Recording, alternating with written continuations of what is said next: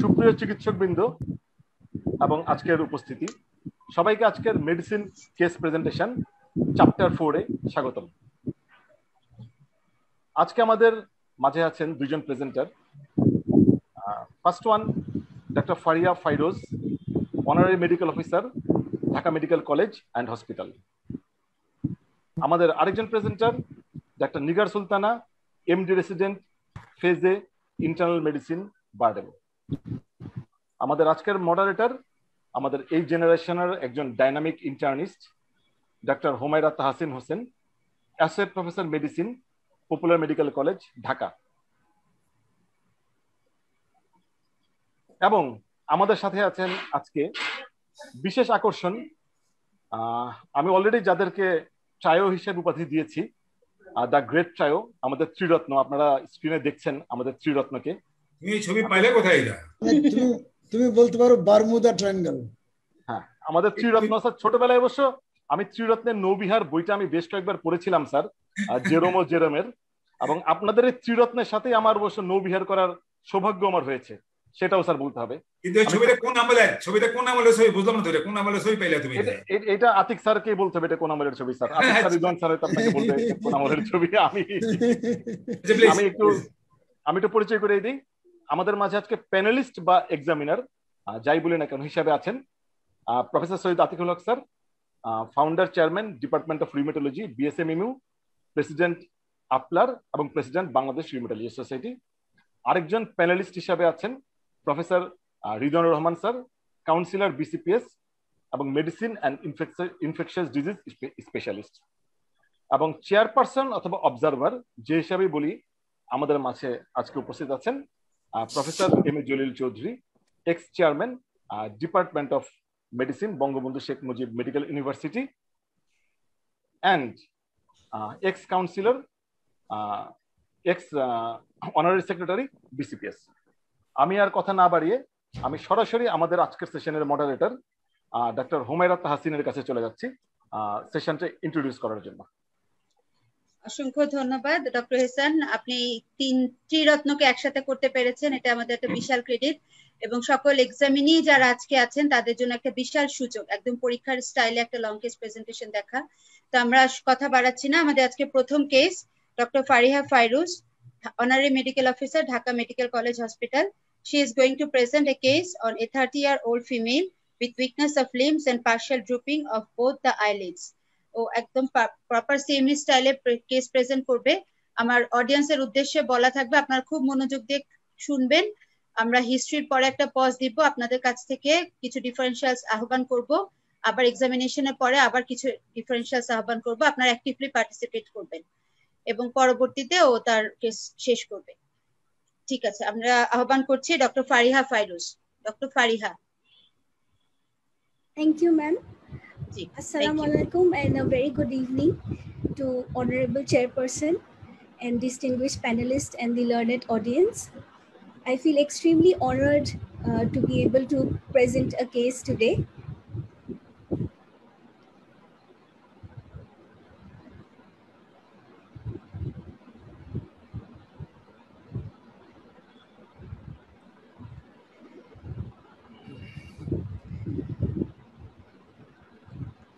Consent from the patient was taken for taking the photographs and before presenting this case.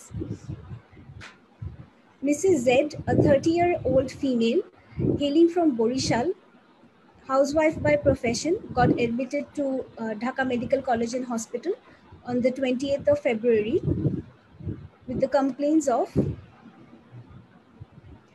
progressive weakness of limbs for 1 year, partial drooping of both the eyelids for 6 months, and drooping of the neck for 3 months.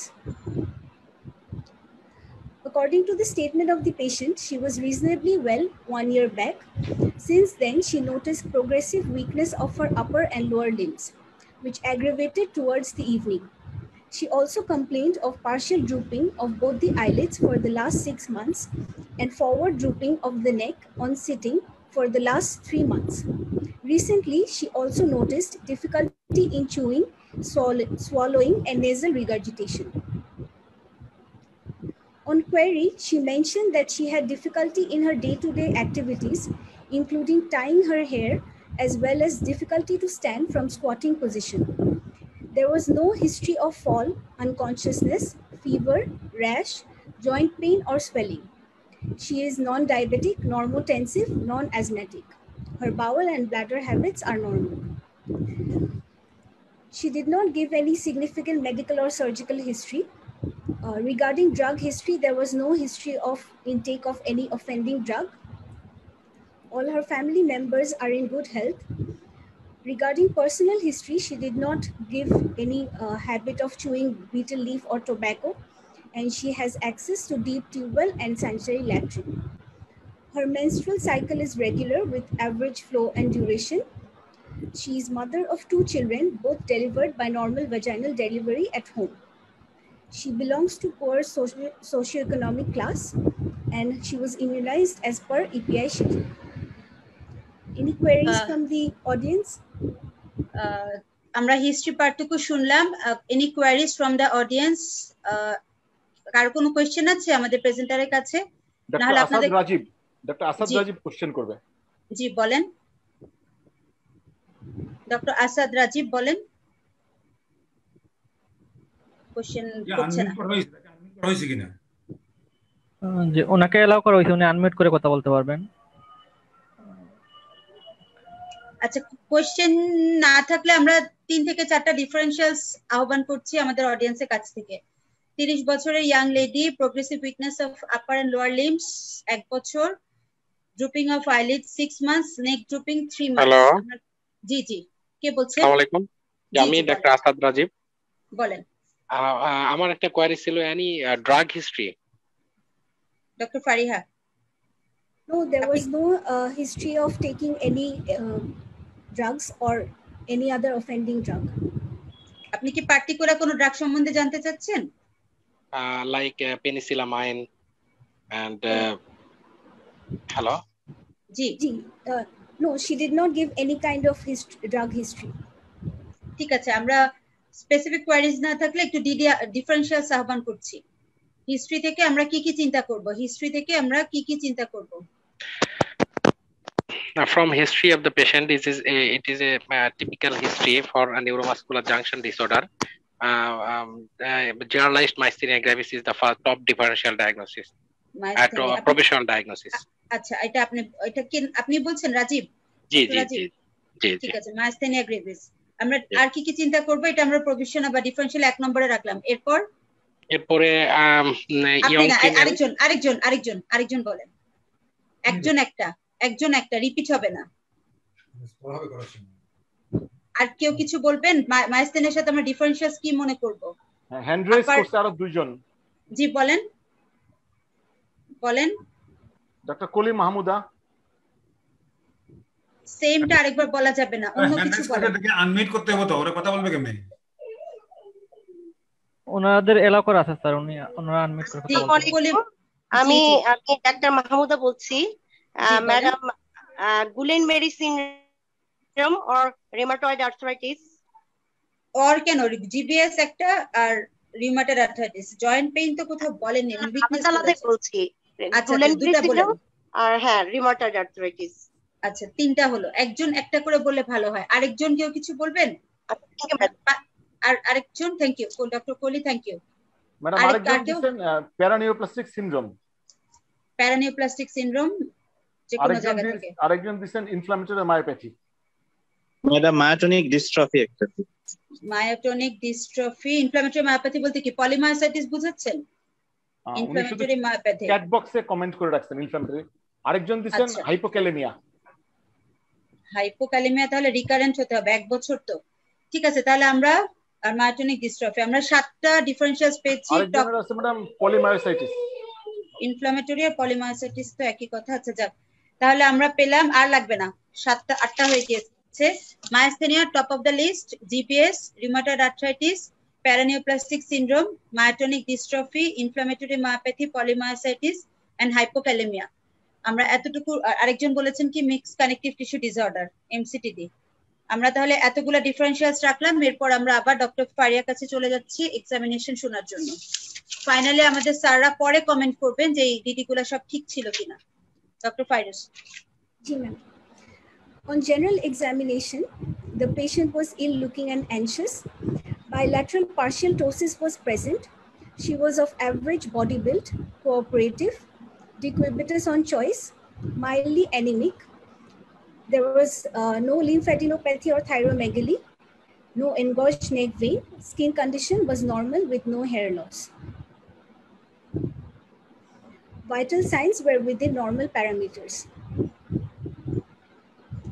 On systemic examination, first I examined the nervous system, the higher psychic function. The patient was conscious, orientation was intact, as well as speech was intact. On examination of the cranial nerves, pupillary response was normal. There was weakness of the extraocular muscles, predominantly on the left side, and diplopia was present on lateral gaze. On examination of the motor system, muscle tone was reduced. The muscle bulk was normal with no muscle tenderness. Muscle power about 3/5 in all the 4 limbs on admission. There was no involuntary movement. On performance of ceiling test, there was worsening of ptosis after sustained upward gaze. When the patient was asked to count from 1 to 100, her voice started to become low and indistinct. Lastly, I performed the ICE test, following which the ptosis was improved. Here we can see the condition of the ptosis before and after the ICE test.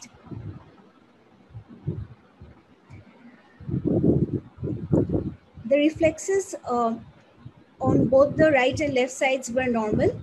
Plantar bilaterally flexor. There was no Hoffman sign, coordination being normal. She had difficulty to walk without support. All her sensory function modalities were intact. Her cerebellar function was also intact. On examination of all the other systems, there were no abnormalities. Salient features: Mrs. Z, a 30-year-old housewife, non-diabetic, normotensive, non-asthmatic, hailing from Borishal, got admitted to Dhaka Medical College Hospital with the complaints of progressive weakness of her limbs, which had diurnal variation. She also complained of partial drooping of both the eyelids for the last 6 months and forward drooping of the neck on sitting posture for the last 3 months. Recently, she also noticed difficulty in chewing, swallowing, and nasal regurgitation. On query, she mentioned that she had difficulty in her day-to-day activities, including tying her hair and difficulty to stand from squatting position. There was no history of fall, unconsciousness, fever, rash, joint pain or swelling, or intake of any offending drug. Her bowel and bladder habits were normal.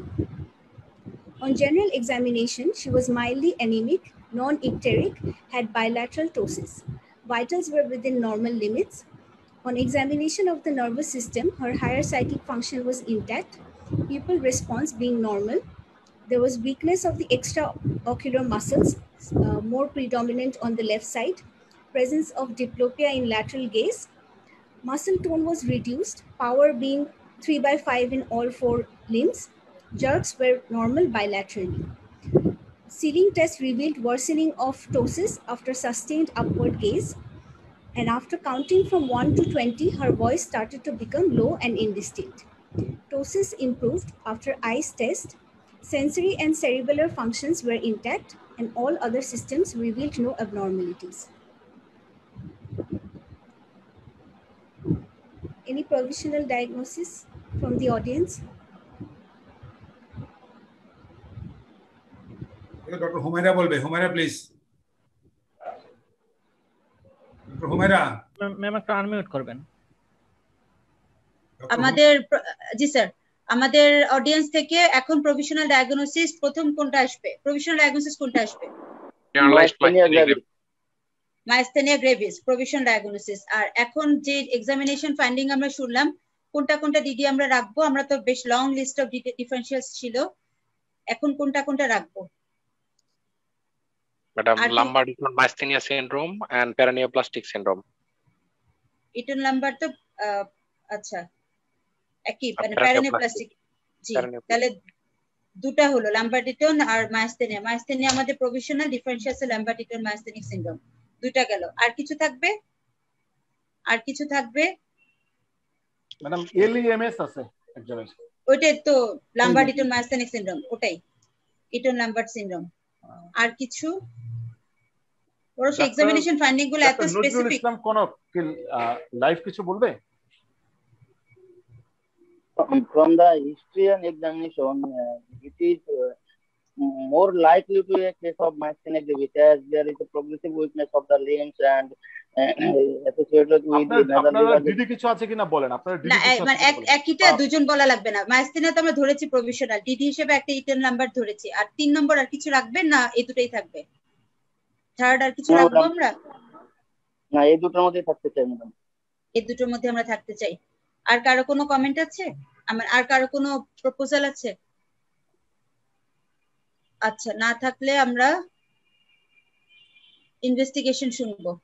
তাহলে আমাদের provisional diagnosis doctor Fariha জি। না একটু clear বলুক না সে Eaton Lambert syndrome কেমনে access করছে, আমরা আগে ফাইন্ডিং এর আগে বলুক। স্যার আপা, ফাইন্ডিং আমি এর আগে একটু- বলবেন, আপা, আমি শেষ একটু করুন। ফেসবুক লাইভে 3-4টা আছে, আমি কি একটু বলে নিব? জি জি ফেসবুক হ্যাঁ লাইভে হ্যাঁ জি জি জি বলেন। ফেসবুক লাইভে কমেন্টে আছে একটা হচ্ছে মায়োপ্যাথি, একটা হচ্ছে মায়োপ্যাথি আর periodic hypokalaemia. Myopathy, periodic hypokalaemia, মানে 4টা হলো তাহলে। Myasthenia provisional, Eaton Lambert myasthenia. জি sir. Let the presenter answer this question, কারণ একদমই পরে তো এটা অবভিয়াস হয়ে যাবে, আর তখন তো ডিসকাশন থাকবে না। এখন ওই হুমায়রা কি ইয়াকে ফারিয়াকে বলো জবাব দিতে যে ওগুলা হওয়ার সম্ভাবনা কতটুকু। ফারিহা আপনি বলেন যে মায়াস্থেনিয়ার পরে কি কি আছে, ইটন ল্যাম্বার্ট হতে পারে কিনা, মায়োপ্যাথি এবং পিরিয়ডিক হাইপোক্যালেমিক সিনড্রোম, এই 4টার পরে এবং এগেইনস্টে, এই 4টার পরে এবং এগেইনস্টে আমরা কি কি রাখবো, আলটিমেটলি কোনটা আমরা চিন্তা করব। ডক্টর ফারিহা আপনি বলেন। Ma'am, considering the patient was a young female, she had presence of ocular symptoms as well as oropharyngeal symptoms and normal pupillary response and no sensory involvement. I considered myasthenia gravis as my provisional diagnosis. But Lambert-Eaton myasthenic syndrome and hypokalemic periodic paralysis as well as polymyositis, they can be considered as differentials. এমনি বললে হবে না তো, but for the points against বলতে হতো তো। Points মানে consider তো করব আমরা, কেন করব কেন করব না, কোনটা কোনটা সামনে আসবে। Sir, for Lambert-Eaton myasthenic syndrome, in points in favor, there was symmetric proximal muscle weakness, and points against would be the ocular and oropharyngeal symptoms were prominent. Then tendon reflexes are usually diminished or absent in case of Lambert-Eaton myasthenic syndrome. There may be presence of dry mouth and repetitive nerve stimulation study. It shows incremental response, which is contrary to that of myasthenia gravis. And in case of polymyositis, the patient did not have any complaints of muscle tenderness, and there was no pigmentation, and the age limit is also not typical. She was less than 40 years of age, and only the point in favor would be generalized weakness of her limbs. Weakness থেকে generalise ছিল না proximal ছিল, বেশি predominantly proximal ছিল? Predominantly it was proximal, ma'am. আচ্ছা, আরেকটা DD এসেছে যে পিরিয়ডিক হাইপোক্যালেমিয়া, এটা পরে এবং এগেইনস্টে আপনি বলেন। পলিমায়োসাইটিসটা বলেন, ল্যাম্বার্ট-ইটন বলেন, পিরিয়ডিক হাইপোক্যালেমিক প্যারালাইসিস যেটা। And there was no evidence of any electrolyte imbalance in the case of the patient. Patient দেখো না এখনো, তুমি ক্লিনিকের কথাবার্তা বলো এখন। মানে পেশেন্টের কোনো লসের হিস্ট্রি নাই, এটা বলতে চাচ্ছেন তো? জি, there was no loss of no history of loss, vomiting বা ডায়রিয়া বা এই ধরনের কোনো হিস্ট্রি নাই। না, পিরিয়ডিসিটিও নাই, ওনার তো কন্টিনিউয়াস 1 বছর থেকে আছে। It was progressively increasing. Yes, ma'am. এটাই। আচ্ছা, আরেকজন বোধহয় হাত তুলেছেন, doctor Mohammad Asaduzzaman. Hand raise করেছেন কি কেউ? অনেক অনেক কেউ কি হ্যান্ড রেজ করেছেন? কোনো কোশ্চেন আছে? না, আর কোশ্চেন নাই। ঠিক আছে, এখন তাহলে ফারিহা আপনি কমপ্লিট করেন, এরপরে স্যাররা কমেন্ট করবেন। আপনার presentation complete. So my provisional diagnosis was myasthenia gravis. My differentials were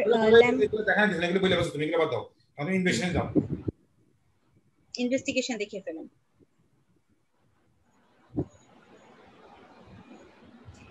In investigations in first line, as part of our hospital institutional policy, we did RT-PCR for দেখাও কোনটা কোনটা কোর্স তার report দেখাও।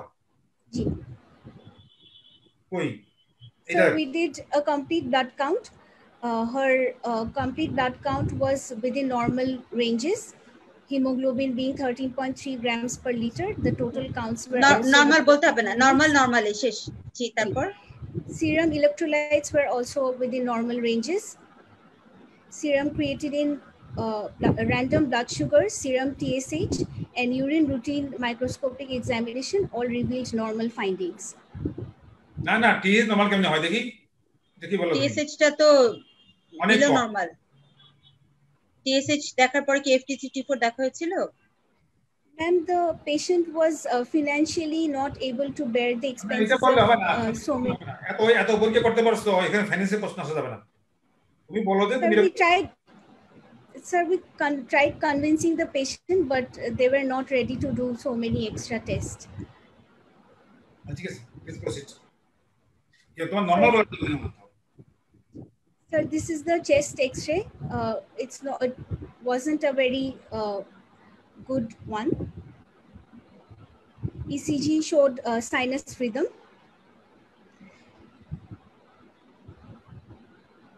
The CT scan of chest revealed prominent thymus and pulmonary inflammation in lower zones of both the lungs.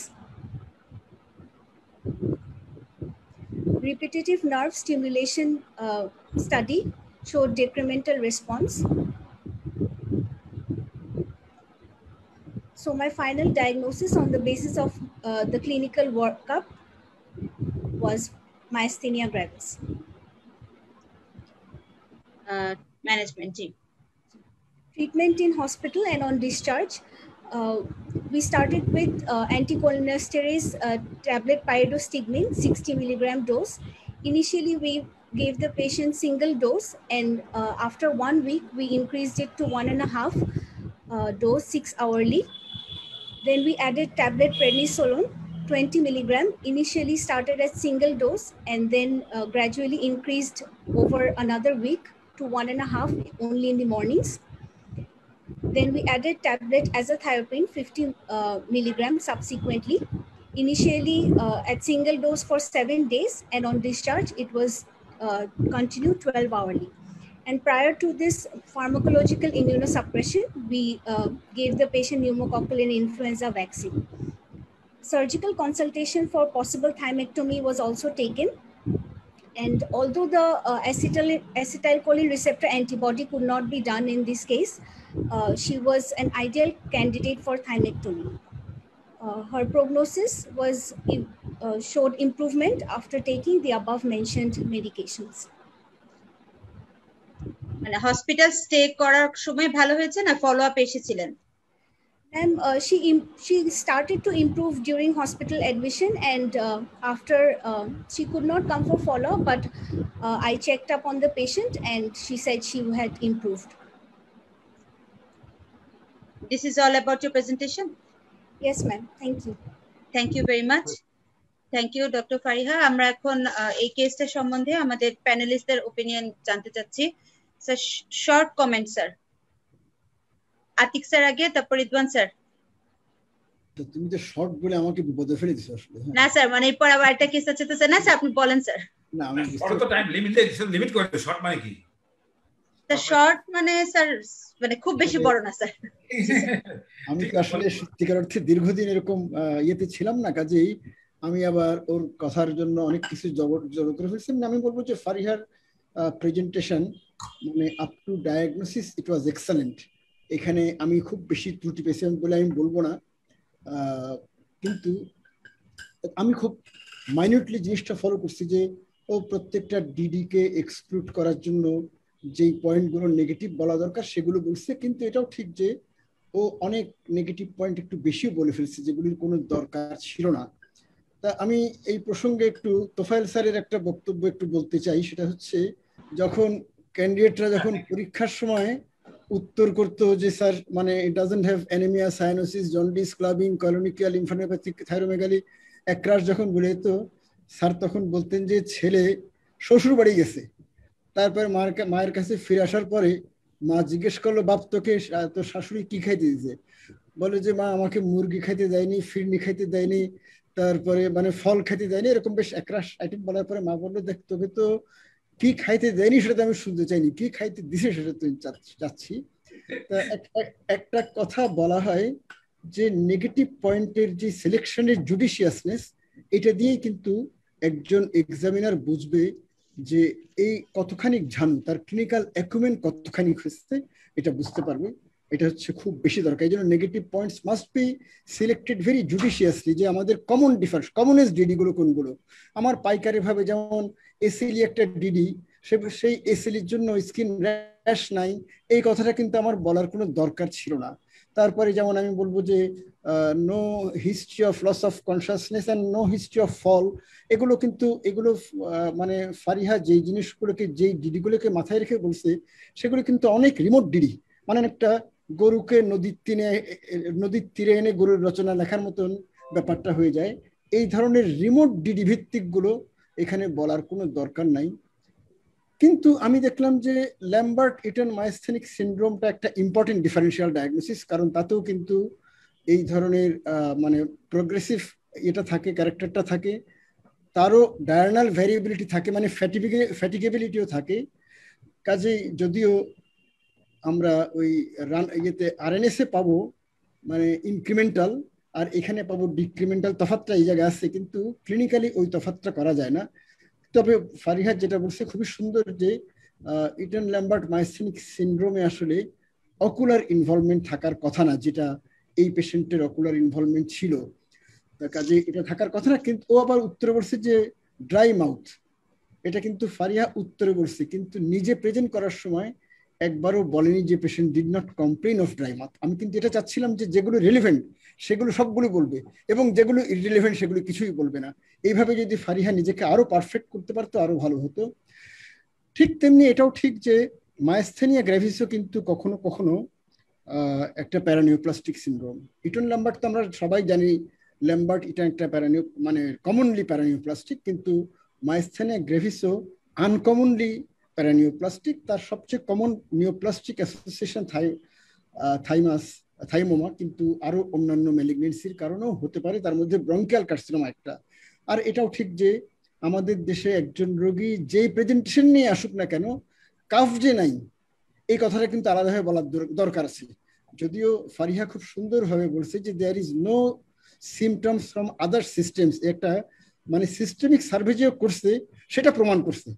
O calf জিজ্ঞেস করেন সেটা আমি মোটেই মনে করতেছি না, কিন্তু এই রোগীর ক্ষেত্রে কাফটা যে একটা ইম্পর্টেন্ট নেগেটিভ পয়েন্ট, এটা যদিও বলতে পারতো তাহলে আমি খুব খুশি হতাম। কারণ কাফটা ব্রঙ্কিয়াল কার্সিনোমা কিন্তু এই প্যারানিওপ্লাস্টিক মায়াস্থেনিক গ্র্যাভিসের একটা সবচেয়ে কমন কারণ বলা হয় ব্রঙ্কিয়াল কার্সিনোমা। কাজেই এটা বোধহয় বললে ভালো হতো। তা এখন মাস্টারলি হ্যান্ডলিং আর কি। আর এটাও ঠিক যে ওই যে পাস্ট ফ্যামিলি, এগুলোই এত লম্বা করে বলার দরকার ছিল না। যদি ফারিহা যদি বলতো শুধু যে মানে nothing contributory was found in past family, personal, socioeconomic, menstrual, obstetric and psychiatric history, সব একসাথে এক সেন্টেন্সে বলে ফেললে সংক্ষেপে। আমরা চাই 6 মিনিটের মধ্যে টোটাল প্রেজেন্টেশন, এটা 6 মিনিটে বললে ভালো হতো। এবং পৃথিবীর উন্নত দেশগুলোর ভালো ভালো একাডেমিক হসপিটালে কিন্তু এইভাবেই প্রেজেন্ট করে। ফারিহা বোধহয় আরেকটা জিনিস খেয়াল করেনি যে নেক এক্সটেনশনটা এফেক্টেড ছিল, মানে আমরা বলতে পারি এক ধরনের ক্যাম্পটোকর্মিয়া। এখন নেক এক্সটেনশনের যে উইকনেসটা, এটা কিন্তু ক্লাসিক মায়াস্থেনিয়াতে কমন না।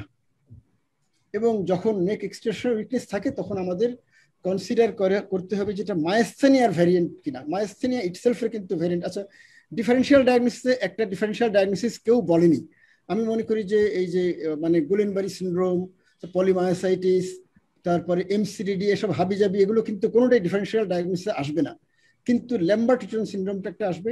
একজন বলছে এই যে ইয়ের কোনটা জানি বললো, এই আমি তো ভুলে, মায়োটনিক ডিস্ট্রফি, এটাও আসবে কারণ তাতেও প্রসেস থাকে, কাজে সেটাও অবশ্যই আসবে। একটা গুড ডিফারেন্সিয়াল ডায়াগনোসিস আফটার ল্যাম্বার্টিটন।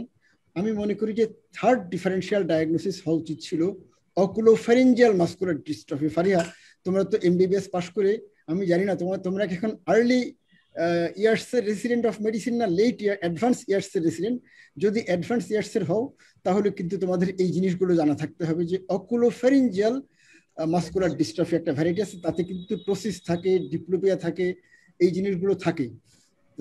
এখন কাজেই ওইটা একটু মাথায় রেখে তুমি ওটাতে, আমি এটা ফারিহার কথা বলবো না, যারা ডিফারেন্সিয়াল ডায়াগনোসিসের উত্তরগুলো করছে তাদের কিন্তু এই 3টা ডিডি বললেই যথেষ্ট হতো, বাকি সমস্ত ডিডি হচ্ছে হাবিজাবি, যা বলা হয়েছে কোনোটাই আসে না এখানে।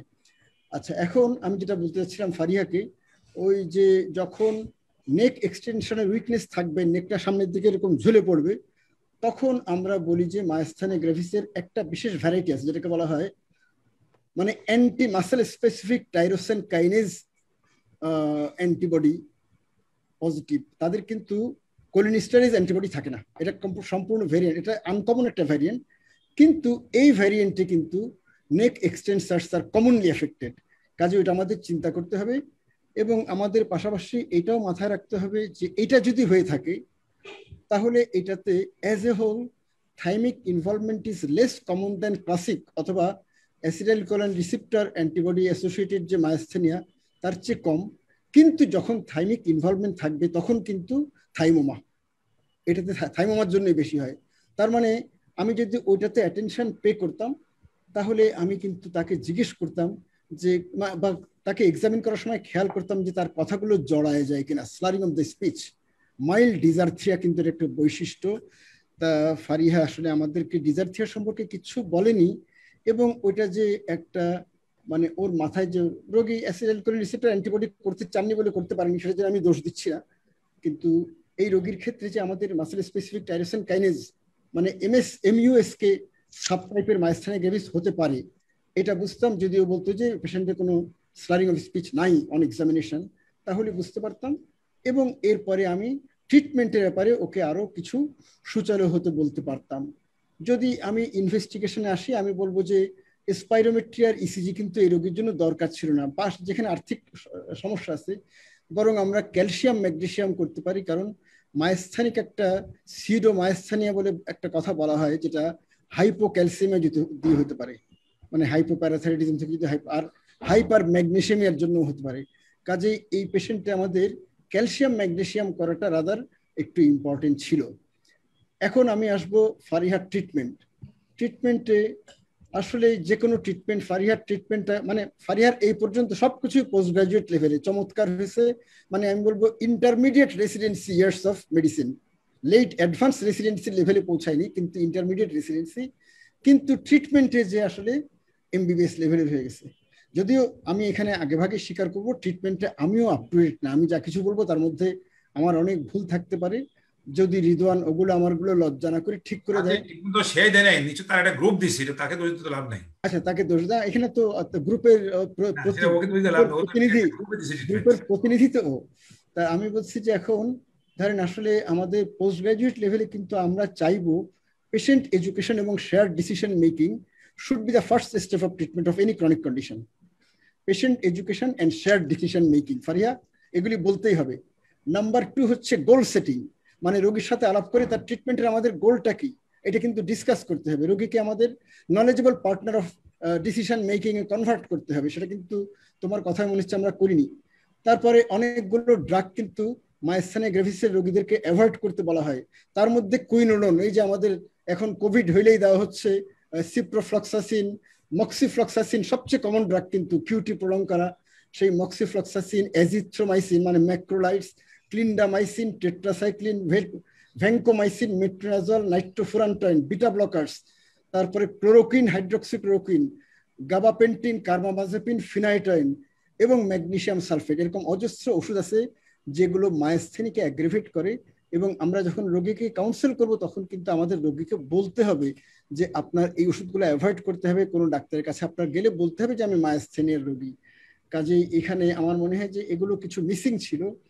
ড্রাগ ট্রিটমেন্টেও আমি এটা অবশ্যই আমি রিদওয়ানের উপর পুরোপুরি ডিপেন্ডেন্ট। ড্রাগ ট্রিটমেন্টে আমার যেটা জানা ছিল যে আগে আমরা মানে মাইল্ড টু মডারেট কেসে আমরা আগে পাইরিডোস্টিগমিন দিয়ে ট্রিট করব, যদি রেসপন্স না করে তখন আমরা স্টেরয়েড এবং অ্যাজাথাইপ্রিন এগুলি চিন্তা করব। ওর কথাই মনে হয়েছে যে পাইরিডোস্টিগমিন, গ্লুকোকর্টিকয়েড, অ্যাজাথাইপ্রিন তিনটাই একসাথে শুরু হয়েছে।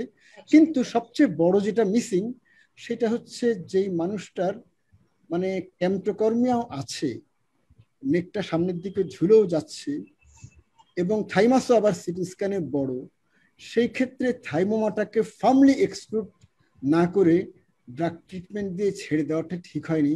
আসলে আমাদের কনসিডার করা উচিত ছিল পেশেন্ট কিন্তু থাইমেক্টমির জন্য চমৎকার কেস, খুবই আইডিয়াল। যেমন বয়স কম, তেমনি সিমটম মাত্র 1 বছর। বলা হয় যে 7 বছরের কম যদি সিমটমের ডিউরেশন হয় থাইমেক্টমি থেকে ভালো রেজাল্ট পাওয়া যায়। থাইমোমা থাকলে কিন্তু রেজাল্ট যাই হোক না কেন আমাদের থাইমেক্টমি করতেই হবে, থাইমোমা থাকলে, থাইমোমা মনে করলে। তার কাজেই এইখানে আমার মনে হয় যে পেশেন্টকে ড্রাগ দেওয়ার চেয়ে এটা থাইমোমা হতে পারে কিনা, থাইমেক্টমিটাই আমাদের প্রাইমারি মোড অফ ট্রিটমেন্ট হবে কিনা, এই জিনিসগুলো একটু আলোকপাত করাটা বোধহয় খুব দরকার ছিল। আমি থ্যাংক ইউ ভেরি মাচ। আমি অত্যন্ত দুঃখিত, আমি বোধহয় কিছু রুডো হয়ে গেছি। থ্যাংক ইউ স্যার, খুব সুন্দর করে বলেছেন। Welcome. Thank you sir. Thank you sir. Ridwan sir একটু কমেন্ট করে দেন স্যার, বিশেষ করে ম্যানেজমেন্টের উপরে। রিদওয়ান স্যার। ম্যানেজমেন্টের উপরে তো এগুলো বইতে আছে, আমি বরং কমেন্ট করতে চাই on the way how it should B ডায়াগনোজড। একটা জিনিস হচ্ছে, যখন when some symptoms look like neuromuscular symptoms, then it is said traditionally that one of the question you need to answer is where is the lesion. The second answer is what is the lesion. So it is said that we need to formulate a list of differential diagnoses from the presenting complaints. Then we try to narrow the list of differential diagnoses by taking the history of physical present examination, all the other histories, physical examination, laboratory examination. We try to come to a single diagnosis. তাহলে প্রসঙ্গ না আসলে তো আলোচনা হয় না। এই জন্য যেমন মনে করেন weakness of the limbs for 1 year, এই উইকনেসটা কেমন? এটা কি ভাইরাস জ্বরের পরে মানুষের উইকনেস লাগে ওইরকম, কোভিড এর পরে উইকনেস লাগতেছে এইরকম, নাকি এই উইকনেস মানে কি? তাহলে এনি উইকনেস যখন আমাদেরকে রোগীরা বলবে তখন ইট should B defined in functional terms. যেমন এটা উইকনেস হতে পারতো যে she cannot hold things in her hand, she cannot grip, make a strong grip. এটা এমন হতে পারতো যে ও চুল আশ্রাইতে পারে না, ও হাতটা উপরে তুলে রাখতে পারে না, অথবা কোনো। তাহলে যখন আমি উইকনেস বলছি, we need to make it bring some clarity of what is the type of weakness. তাহলে এই ক্ল্যারিটি আনার মধ্যে আমি দেখতে পারতাম যে উইকনেসটা কি প্রিডমিনেন্টলি ডিস্টাল নাকি এই উইকনেসটা predominantly proximal. So this is, এটা যদি মনে করেন একদিকে উইকনেস হইতো যেমন হেমিপ্লেজিয়া, তখন weakness of right side of the body, এটা perfect. When you describe a patient who has weakness for more than a year, all 4 limbs, we need to try to distinguish whether it could be primary myopathy or it could be primary neuropathy from the history. তাহলে history একটা তো হচ্ছে যে আমি হিস্ট্রির মধ্যে এমন ভাবে হিস্ট্রিটা নেব যেন I try to distinguish between neuropathy and myopathy. আমি এমন ভাবে একটা হিস্ট্রি নিতে চেষ্টা করব whether these weaknesses are fluctuating in nature. এই ফ্লাকচুয়েশনটা শুরুতে থাকতে পারতো, এই ফ্লাকচুয়েশনটা আস্তে আস্তে মোর প্রমিনেন্ট হতে পারতো, শেষে এসে নন ফ্লাকচুয়েটিং হয়ে যেতে পারতো, even if it is a myasthenia gravis. So fluctuation may not be found when the patient presents in advanced stage.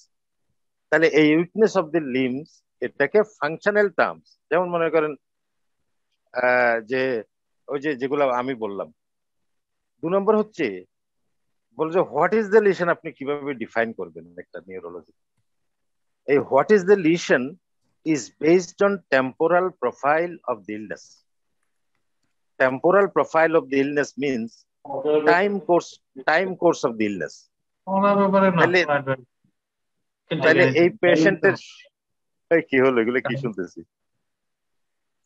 ওকে, তাহলে যে জিনিসটা হচ্ছে যে এটা কি শুরুতে যেরকম ছিল 6 মাস পরে কি এর বেশি হয়েছে, 1 বছর পরে এসে আজকে কতটুক হয়েছে, ওর একদম বেশি ফাংশন করতে পারে না, এটা কতদিন? For example she can't do household works, কতদিন? তাহলে এইভাবে করে এটা ফাংশনালি ক্লাসিফাই করতে হবে এবং টাইম কোর্স অফ ইলনেস, যেটা আস্তে আস্তে আস্তে আস্তে বাড়ছে কিনা, তাহলে একটা প্রোগ্রেসিভ ডিজিজ। প্রথমে বেশি হয়ে গেছে, তারপরে একই রকম রয়ে গেছে, স্ট্যাটিক ডিজিজ। প্রথমে যে পরিমাণ ছিল তার চেয়ে আজকে কিছু কমে গেছে, রিগ্রেসিং ডিজিজ। তাহলে এই তথ্যটা very crucial in understanding any neurology, whether it is progressively increasing, whether it is remaining static, or whether it is progressively increasing, and that is the basis of diagnosing what is the lesion. তাহলে এই কথাটা যখনই একটা weakness of all four limbs, এটা এমন হতে পারতো যদি প্রাইমারিলি নিউরোমাসকুলার হতো, ডিজেনারেটিভ টাইপ অথবা আদার ইনফ্লামেটরি, তাহলে এই উইকনেসটা would have been associated with wasting. তাহলে এমন কোন উইকনেসের কমপ্লেইনকে আমি শেষ করব না জেনে যে ওর কোনো ওয়েস্টিং আছে কিনা। ওয়েস্টিং অনেক সময় লোকালাইজড হতে পারে, অনেক সময় জেনারেলাইজড হতে পারে। এই জন্য one can ask for body weight, যে did you lose your body weight, was your, for example, there are some of the muscular illnesses which are secondary myopathies like thyrotoxic myopathy. Patient will complain of progressive loss of weight, as well as progressive will complain of proximal weakness. তাহলে এই উইকনেসটাকে functional টার্মসে present করতে হবে এবং describe করতে হবে কি function ওর ইয়ে হয়। যেমন মাইস্টেনিয়া গ্রেভিস হলে সাধারণত একটা হচ্ছে বলছে কম্বিং হেয়ার্স, যখন সে মাথা চুল আস্তে আস্তে পরের দিকে গিয়ে আর আশ্রাইতে পারে না, প্রথম কিন্তু ঠিকই পারে। তাহলে ওর ডিপ্লোপিয়া, পেরিওডিক ডিপ্লোপিয়া হওয়ার কথা ছিল। তাহলে weakness of the all four limbs যখন একটা কমপ্লেইন করবে, তখন কতগুলো ডিফারেন্সিয়াল ডায়াগনোসিস আমার মাথার মধ্যে চলে আসতে হবে। যখন বলবে এটা 1 বছর, তখন এই ডিফারেন্সিয়াল ডায়াগনোসিসটা 1 সপ্তাহ ডিউরেশনের সাথে মিলবে না। এই রোগীটার ডিউরেশন যদি 1 সপ্তাহ হইতো, এক ধরনের ডিফারেন্সিয়াল ডায়াগনোসিস হতো, কিন্তু আজকে যখন 1 বছর হয়ে গেছে, ওর ডিফারেন্সিয়াল ডায়াগনোসিসটা পুরা অন্যরকম হয়ে গেছে। তাহলে এটার সাথে কি দেখা যাচ্ছে, এটার সাথে প্রোগ্রেসিভ ড্রুপিং, সে বলছে ড্রুপিং অফ দ্য আই। তাহলে এটা বললে হবে না, এটা progressive and fluctuating drooping of the eyelids. তাহলে এই শব্দগুলো যদি আমি ব্যবহার না করি, এটাতে যদি শুধু একটা শব্দ ব্যবহার করতাম যে উইকনেস ইজ ফ্লাকচুয়েটিং, যখন সকালবেলা ঘুম থেকে উঠে সব ভালো থাকে, কোনো ধরনের উইকনেস থাকে না, আস্তে আস্তে ওর চোখের পাতাটা পড়তে থাকে, আস্তে আস্তে কাজ করতে করতে ওর উইকনেস গুলো বেড়ে যায়, তাহলে তো এটা একদম সরাসরি মাইস্টেনিয়াকে নিয়ে যেত। তাহলে এই জিনিসগুলো, এই টার্মিনোলজি গুলো হিস্ট্রির মধ্যে ইউজ করতে। তাহলে অল ফোর লিম্বস যখন ইনভলভমেন্ট হবে, তাহলে এটা সিমেট্রিক ইনভলভমেন্ট, বাইলেটারাল ইনভলভমেন্ট। তাহলে এটা এমন হতে পারে যেটা পেরিফেরাল নার্ভ ডিজিজ হতে পারে, এটা সেন্ট্রাল নার্ভাস সিস্টেম ডিজিজ হতে পারে। তাহলে এমন কোন রোগী থাকবে না আমি জিজ্ঞেস করবো না তোমার কোনো ঘাড়ে ব্যথা আছে কিনা। যদি এরপরে যখন বলছে ড্রুপিং অফ আইলিড, তখন কিন্তু আমি ঘাড়ের থেকে নিয়ে যাচ্ছি যে এটা অ্যাবাভ দি সার্ভাইকাল লেভেল হয়ে গেল, because he has involvement of the potential third nerve. তাহলে থার্ড নার্ভের মতো করে ওর ফিচার আছে কিনা। থার্ড নার্ভের লিশন হলে it will be progressive and non fluctuating drooping of the upper eyelid. এবং এটার সাথে তাহলে এই নেক মাসল উইকনেস পর্যন্ত চলে গেছে। এবং যেমন হিস্ট্রির মধ্যে যদি মাইস্টেনিয়া হয়ে থাকে, এরকম যদি ড্রুপিং থেকে থাকে, ওকে অবশ্যই ডিপ্লোপিয়ার হিস্ট্রি নিতে হবে। ওর যে সোয়ালোয়িং ডিফিকাল্টি হচ্ছে, এটা যে ফ্লাকচুয়েটিং, সব প্রত্যেকবারে হচ্ছে না, মাঝে মাঝে হচ্ছে, এই জিনিসটা তুলে আনতে হবে হিস্ট্রির মধ্যে। তাইলে তখন আমি অটোমেটিক আমি এমন ভাবে জিনিসটা, রোগটা বর্ণনা করব, আমি কোনো সময় মাইস্টেনিয়ার নাম ধরবো না, কিন্তু I will point to a diagnosis that I am dealing with a case of myasthenia gravis. Is not neuropathy, is not myopathy. It will be obvious in the presentation, in the history of present illness, by asking questions. So systemic inquiry জন্য যখন diagnosis বলতেছি, এটা এমন হতে পারতো যেমন এটা তো myasthenia gravis is fine because there are many proof, direct and indirect, that this myasthenia gravis. কিন্তু যদি মায়োপ্যাথি হতো, এটা এগুলো ফিজিক্যাল এক্সামিনেশনে কিন্তু এগুলো রিফ্লেক্ট করতে হবে। physical examination clarity ante hobe je there is no wasting of small muscles of the hand, there is no wasting of the forearm and upper arm, pelvic girdle, etc. You need to describe that. যখনই এটা describe করবে তখনই আমি ধরে নেব যে এটা primary মায়োপ্যাথিও নয়, এটা প্রাইমারি নিউরোপ্যাথিও নয়, because in both this condition I would have expected wasting, a decrease in the bulk of the muscles. এই জিনিসটা দেখার কথা ছিল। তারপর হচ্ছে যখন আমি টেস্ট করছি তখন ডিপ্লোপিয়া দেখছে কিনা, এটা হচ্ছে হিস্ট্রিতে ওর ডিপ্লোপিয়া ছিল কিনা, এটা মাছ মোর ইম্পর্টেন্ট, মাঝে মাঝে তার ডিপ্লোপিয়া হয়ে যায়। তাহলে হিস্ট্রিতে আমি কি দেখলাম যে এক পাশে নিয়ে গেলে ওর হয়তো 6 নার্ভ লেফট সাইডে নিয়ে গেলে ওর উইকনেস মনে হয়েছে এবং ডিপ্লোপিয়া পেয়েছে সে। তাহলে এই সব জিনিসগুলোতে এখানে শুরুতে ছিল না, আস্তে আস্তে বেশি হচ্ছে। এটা যে একটা ফ্লাকচুয়েটিং উইকনেস, এটা হিস্ট্রি, ফিজিক্যাল এক্সামিনেশন সব জায়গায় আমাকে প্রুফ করে দিতে হবে যে আমার যে এক্সামিনার আছে সেজন্য আমাকে বলতেই না পারে যে আমি কোন ধরনের পয়েন্ট আনটাচ রাখি নাই to make it a diagnosis of myasthenia gravis. কিন্তু এমন নয় যে মাইস্থেনিয়া গ্রেভিস সবসময় ফ্লাকচুয়েটিং উইকনেস হবে। So there are a group of patients with myasthenia gravis who look like indistinguishable from a neuromyopathy. So slowly progressive development of the weakness. এই জন্য ওর যে sensory কোনো সিমটম নেই এটা হিস্ট্রিতে খুব ক্লিয়ারলি নিয়ে দিতে হবে। ওর নেকে কোনো পেইন নেই, ওর কোনো হেডেক ছিল না, কোনো ভমিটিং নেই related to the nervous system. Pain in the limbs, if it was polymyositis, we expect that there will be pain in addition to the tenderness. Pain is symptom, tenderness is a sign. So in the symptom, we would like to elicit whether there is pain. And this pain may be associated with morning stiffness. There is aggravation of the symptoms in the morning. So no pain anywhere in the body. If someone says, I will say that this is not my polymyositis. This is unlikely to be a disease of the spine because we expect some pains there. In patients, for example, the differential diagnosis of paraneoplastic syndrome should never come here because of the presence of disease for more than a year. A paraneoplastic syndrome cannot remain with a Eaton-Lambert syndrome for 1 year, not manifesting at all for the primary or secondary metastasis. So এটা যদি 1 সপ্তাহ 2 সপ্তাহ 3 সপ্তাহ হইতো অবশ্যই Eaton Lambert আছে, কিন্তু 1 বছর হয়ে যাওয়ার পরে যদি আমি ইটন ল্যাম্বার্টকে নিয়ে আসি ডিফারেন্সিয়াল ডায়াগনোসিসে তাহলে এটা খুব ইরিলেভেন্ট হয়ে যায়। এই জন্য আরো কতগুলো ওয়েট গেইনিং ডিজিজ আছে। For example among the endocrinopathies causing muscular weakness is hypokalemia, hyperthyroidism and Cushing's syndrome. So in case of Cushing syndrome, we expect that patient will have progressively gaining weight over the duration rather than a weakness, but still have a weakness. So all possibilities should be considered in the history and physical examination such that we can further lead. So specifically, I will say that a history of neuromuscular disease is never complete unless you say the temporal profile of the illness. For example, this illness could be, it was very weak 1 year back, thereafter recovered to some extent, and then again increases in intensity for the last 1 month. This I can never understand without taking the history of temporal profile of the illness. The question of rheumatoid arthritis, I think it cannot come because the patient never said pain.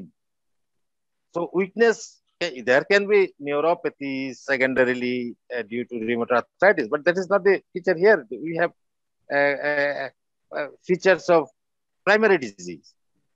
So the other could be, for example, in a case of, she rightly said that whenever we are examining a drooping eyelid, there is extreme importance of the pupillary size. So if the pupils are meiotic bilaterally, we need to think that this could be a third nerve palsy leading to bilateral drooping of the eyelids, though it is not common to have bilateral third nerve palsy. but we need to consider it. And that's why pupillary size and movement of the eyeball in all directions, specifically directions where there is weakness, and whether this weakness increases with time. As she said, she did Schilling test. This could be done by during examination of the eyes. You need not only Schilling test, we can do it a persistent lateral gauge. যদি আমি আঙ্গুল নিয়ে একটা রোগীকে করি, তাইলে কিন্তু ওর automatically আস্তে আস্তে প্রোগ্রেসিভ ডিপ্লোপিয়া হবে, উইকনেস হবে, এই জিনিসগুলা পাওয়া যাবে। তাহলে এই হিস্ট্রিতে এই ক্ল্যারিটি গুলা এনে আমরা এই রোগীটাকে সরাসরি একদম মাইস্থেনিয়া করে ফেলতে পারতাম without any differential diagnosis, and that is possible in some of the situations. This patient was one of such cases. This patient has a myasthenia gravis and virtually has no differential diagnosis, which you can prove by taking history and physical examination. However, we are still going to keep it. It cannot be just GBS 1 year, because in that case, we expect that in a case of GBS, the progression will not be more than 4 weeks. Is an exclusion criteria. That progressive increase in weakness. So this GBS could be residual of GBS. So the patient has a very severe weakness in the beginning of the illness, thereafter persistently left with some weakness. So at 1 year, it could be a CIDP, for example. One could say chronic inflammatory demyelinating polyneuropathy, if you are still seeing that the patient is progressive 1 year. Though those patients are relatively rapidly progressive, it is not impossible that they are coming out, they are progressing up to 1 year. So the secondary causes of myopathy, secondary causes of vasculitis are unlikely to be here. So mixed connective tissue disease, SLE, or other syndromes, I did not bring it here now because over the presence of 1 year, there is no manifestations of multiple organ system in the body. This shows as a single organ system, either the nerve, muscle, or neuromuscular. So these are the some of the points came to my mind. Of course, one asked about drugs. So it is very important. We need to take about drugs. So the people who say hypokalemia as a differential diagnosis, cannot be. Hypokalemia cannot be remaining for 1 year and remaining same weakness for 1 year. So by telling that the patient has symptomatic disease for 1 year, exclude many diseases. We cannot bring those diseases into differential diagnosis in the beginning, but there are exceptions, there are rare associations. So we need to, if you want to bring them, you keep it at the end. So primarily the differential diagnosis, because of the fluctuating illness, positive Schilling test, etc., is polymyasthenia gravis. Then the conditions of polyneuropathy and myopathy, followed by myositis, would be the sequence of differential diagnosis in this particular case. Regarding the management, and it is said, Professor, so the treatment is Sir, আমাদের কিন্তু আরেকটা case আছে sir. Oh, okay. Thank you very much. Thank you for আরেকটা case আছে sir. Thank you sir. Okay. Thank you very much sir. Sir এত সুন্দর করে বলছিলেন যে থামাতে আসলে খুবই খারাপ লাগছিল, কিন্তু আসলে রোজার দিনের একটা কেস এখনো বাকি আছে স্যার। সেকেন্ড কেসটা আমাদের হচ্ছে পরীক্ষার স্টাইলে হবে। আমাদের সেকেন্ড কেসের presenter doctor Nigar Sultana. Doctor Nigar Sultana উনি হচ্ছেন MD resident phase A internal medicine burden. উনি আমাদের সেকেন্ড কেস প্রেজেন্ট করবেন। ওনাকে 6 মিনিট সময় দেওয়া হবে কেসের প্রেজেন্ট করার জন্য। তারপর রিদওয়ান স্যার ফার্স্ট ক্রস করবেন, এরপরে হচ্ছে আতিক স্যার ক্রস করবেন, একদম পরীক্ষার স্টাইলে। এখানে আমাদের অডিয়েন্সের পার্টিসিপেশন থাকবে না। প্রথমে আপনারা মনোযোগ দিয়ে শুনবেন। যদি কোথাও কোনো কোয়েশ্চেন আনআনসার থাকে বা কোনো কোয়ারিজ থাকে, প্রেজেন্টেশন একদম শেষে 18 মিনিট পরে আপনারা স্যারদের কাছে বা প্রেজেন্টারের কাছে জানতে চাইতে পারেন, কিন্তু এখানে আপনাদের প্রথমে কোনো অ্যাক্টিভ পার্টিসিপেশন থাকবে না। তাহলে আমরা আহ্বান করছি ডক্টর নিগার সুলতানা আপনার কেস প্রেজেন্ট করার জন্য। ডক্টর নিগার সুলতানা, আপনার সময় 6 minute. Doctor Nigar Sultana. Assalamu alaikum to all my respected teacher and madam. I'm Dr. Nigar Sultana, phase A resident, internal medicine Barden. Today I am going to present a long case in bedside, and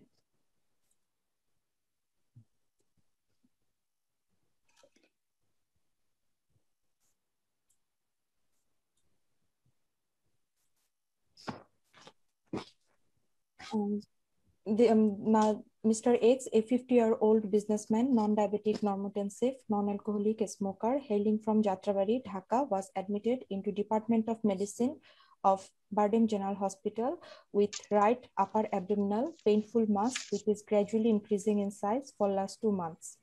The pain is dull aching, non-radiating, and was not associated with intake of food. The patient also complains of loss of appetite, weight loss, and gradual distension of abdomen for 3 months. His bowel and bladder habits are normal. One query, he mentioned that he suffered from jaundice 2 times in last 5 years. Each episode persisted for about 1 month. At that time, he was diagnosed as a case of hepatitis B in abroad. Due to his financial crisis, he did not continue his treatment and returned to Bangladesh. He also had a history of exposure with multiple commercial sex workers 15 years back while he working abroad. He is married, he has 1 son and 1 daughter, and no history of such illness among his family members. He did not give any history of fever, cough, contact with known smear-positive pulmonary TB patient, vomiting, hematemesis, melena, history of blood transfusion, IV drug abuse, or needle sharing. There is no significant drug history. On general examination, patient looks ill and emaciated. Patient is mildly anemic and mildly icteric. There is leukonychia, less body hair. I found 4 spider nevi over the chest and upper back. His vital signs are normal. On systemic examination, patient's abdomen is distended, flanks are full, umbilicus everted, no visible peristalsis are seen. Liver is palpable 4 cm from right costal margin along the mid-clavicular line, which is mildly tender, hard in consistency with nodular surface and irregular margin. Upper border of liver dullness is in the right 5th intercostal space along the mid-clavicular line. Hepatic buoy is absent. Patient's spleen is enlarged 3 cm from its long axis along the left anterior axillary line towards the right iliac fossa, and which is soft in consistency, and splenic notch is present. Menstruation test is negative. There is bilateral testicular atrophy is present, and kidneys are not palatable. There is ascites as evidenced by shifting dullness, but no fluid thrill is present. And patient's all other systemic examination revealed normal. This is all about my first presentation. Thank you very much. Provisional diagnosis থেকে sir question করবেন। তাহলে টাইমের মধ্যে আমরা শেষ করেছি। Thank you very much. Ridwan sir, আপনি first examiner. Sir এখান থেকে মানে কেস প্রেজেন্টেশনের পর স্যার কোশ্চেন করবেন। Examiner answer the question. জি। Okay. Sir. No, very good, excellent. She presented, but again I say that the history. Okay, I will be examining questions. Doctor, you said that the diagnosis is HCC on top of chronic liver disease. Could it be something like an inflammatory lesion in the upper abdomen? There is no sense of, sorry, sir? Yeah. Did you ask questions about whether it could be inflammatory? Yes, I take the history about fever and any kind of pain, tenderness is absent in this case. Okay, this feature should be clarified in the beginning. You need to have multiple differential diagnoses based on chief complaints. Okay. So this patient has, you said that there is anorexia. Yes, sir. And patient has loss of weight. Yes, sir. You said that patient had hepatitis B virus. Did you look for any other complications in the past in this patient? What would you look for? So I didn't to say that the patient had past history তে কোনো complications আছে কিনা? কোনো complication history you didn't take. For example, the patient could have melena, hematemesis in the past. Patient could have vomiting, nausea. These features were not appropriately addressed. Sir, So the patient could have recurrent hospitalizations. Patient could have recurrent episodes of unconsciousness, impaired consciousness, or confusion, not full unconsciousness, sometimes behaving irrelevantly. So these are the features of decompensated, which in, sorry, I cannot take it without real-time scenario and examination because I come with sir some আপনি এখন answer দিবেন না sir, এখন শুধু question করবেন, comment করবেন পরে sir. Okay. So what could be the reason for hepatitis B infection in this patient? Sir, there is a history of exposure with multiple commercial sexual partners when he worked in abroad, and and we also found documentation about hepatitis B virus. So you think that exposure is the reason? Yes, I think exposure is the reason. Could it be, even if it is exposure, everybody is not having hepatitis B, could there be another reason which can cause, could it be elicited in the history? Yes, so there was history blood of transfusion, needle sharing, IV drug user. Okay, you need to include surgery in the past also. Okay. What is the level of, do your patient have encephalopathy? Sorry, sir. Your patient have encephalopathy or not? No, sir. There is no encephalopathy at this patient. How did you test encephalopathy in this patient? By doing Glasgow Coma scale. And I asked, and also there is a constructional apraxia, number connection test, and flattening tumor. Did you check that? You didn't mention those. Yes, I checked that, but it was absent, so I didn't mention in my positive. No. It doesn't mean that you won't mention because you didn't mention means I will take it that you didn't see it unless you mention it. So it is said that I have been trained to see that what is not written is not done. That is the training I have. Okay. So there could be features of early encephalopathy. You should have taken histories. And any upper abdominal pain? You told us about upper abdominal painful mass. You said in the beginning that it is painful mass. Is it? Yes, sir. But at the end you say there is no pain, no tenderness on physical examination. No, sir. There is a pain is present. Dilating pain is present. Pain is present. So you need to say whether the pain was maximum at the beginning or maximum today. This is called the temporal profile of the illness. So these are some of the points which should be okay. Did you ask because the patient had multiple sexual exposure? What other diseases you look for?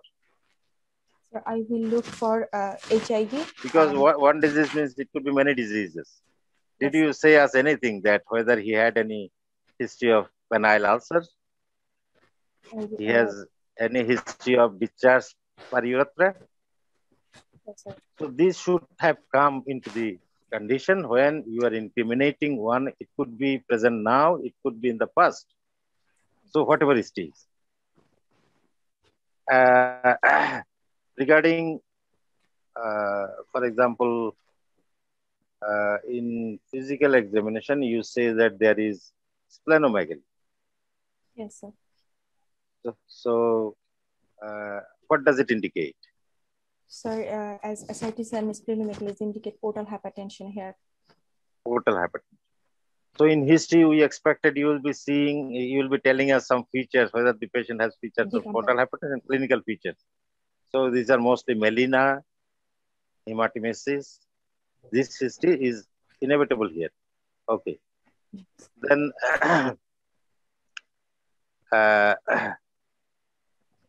why not it is a benign cyst in the liver? Because a patient has some prodromal features like weight loss, anorexia, and there is a strong clinical background history of hepatitis B virus infections, and patients already presented us with MAS and ascites. Already presented with MAS and ascites. Okay, yes. This could be in some of the condition if the patient has. Sir, mute হয়ে গিয়েছেন sir. How do you differentiate that is not gallbladder? ভিডিওটাও একটু on করে নিন sir. Sir আপনার ভিডিওটাও of sir. তার প্রতি ইচ্ছা করে ভিডিও অফ রেখেছেন। So how do you distinguish that the mass is not a gallbladder mass? Sir, I found the liver is hard and there is a sharp margin, irregular, and in case if it is gallbladder, then it is globular in shape. Does it move on respiration? Yes, sir, it is moved on respiration. But for the consistency you said about the liver? Hard, inconsistency. And the mass? প্রায় 8 minute শেষ sir. Okay, please go ahead. Thank you, sir. Thank you, sir. Okay. Sir, Atik, sir. Thank you, sir. Investigations and other things remain. Thank you, sir. Okay, thank you very much. In fact, আমি যেগুলি বলবো সেগুলি হৃদয়ের সাথে related বেশিরভাগই। Can you, Nigar, can you describe her right upper abdominal pain? You have said that he had right upper abdominal pain, but your description of the pain was quite sketchy. Can you give a full and nice description of the upper abdominal pain? Patient complaints of right upper abdominal painful distension.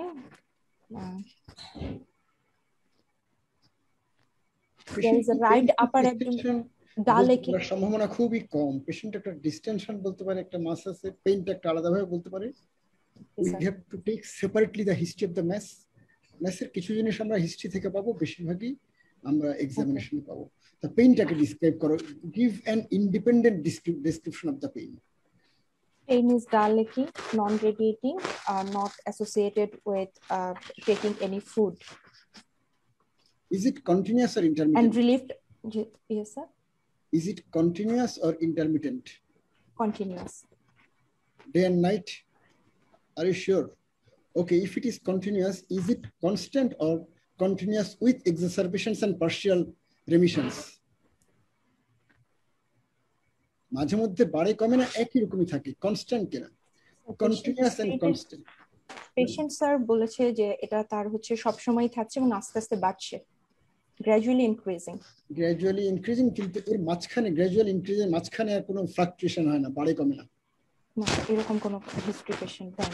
আচ্ছা, did you survey other systems of the body at history taking? History taking এ অন্যান্য system সম্পর্কে কি জিজ্ঞেস করছো? জি sir, আদার system সম্পর্কে। আর কি calf আছে? Does he have any calf?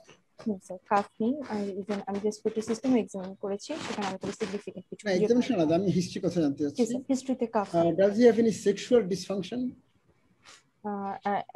Yes sir. What type of sexual dysfunction? Sir, patient has some erectile dysfunction. Mane diminished erection. Yes. But libido is unimpaired. Loss of libido. Libido is decreased. Acha, abar erection or diminution ache.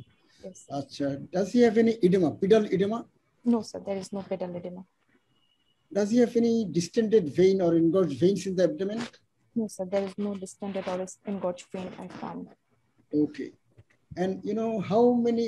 What about the border of the liver? You didn't mention anything about the liver hepatic border. Was it smooth? What is rounded, sharp? So it is sharp. I mentioned it. You mentioned it, but I didn't notice. Okay, okay. How many nodules are palpable on the surface of the liver?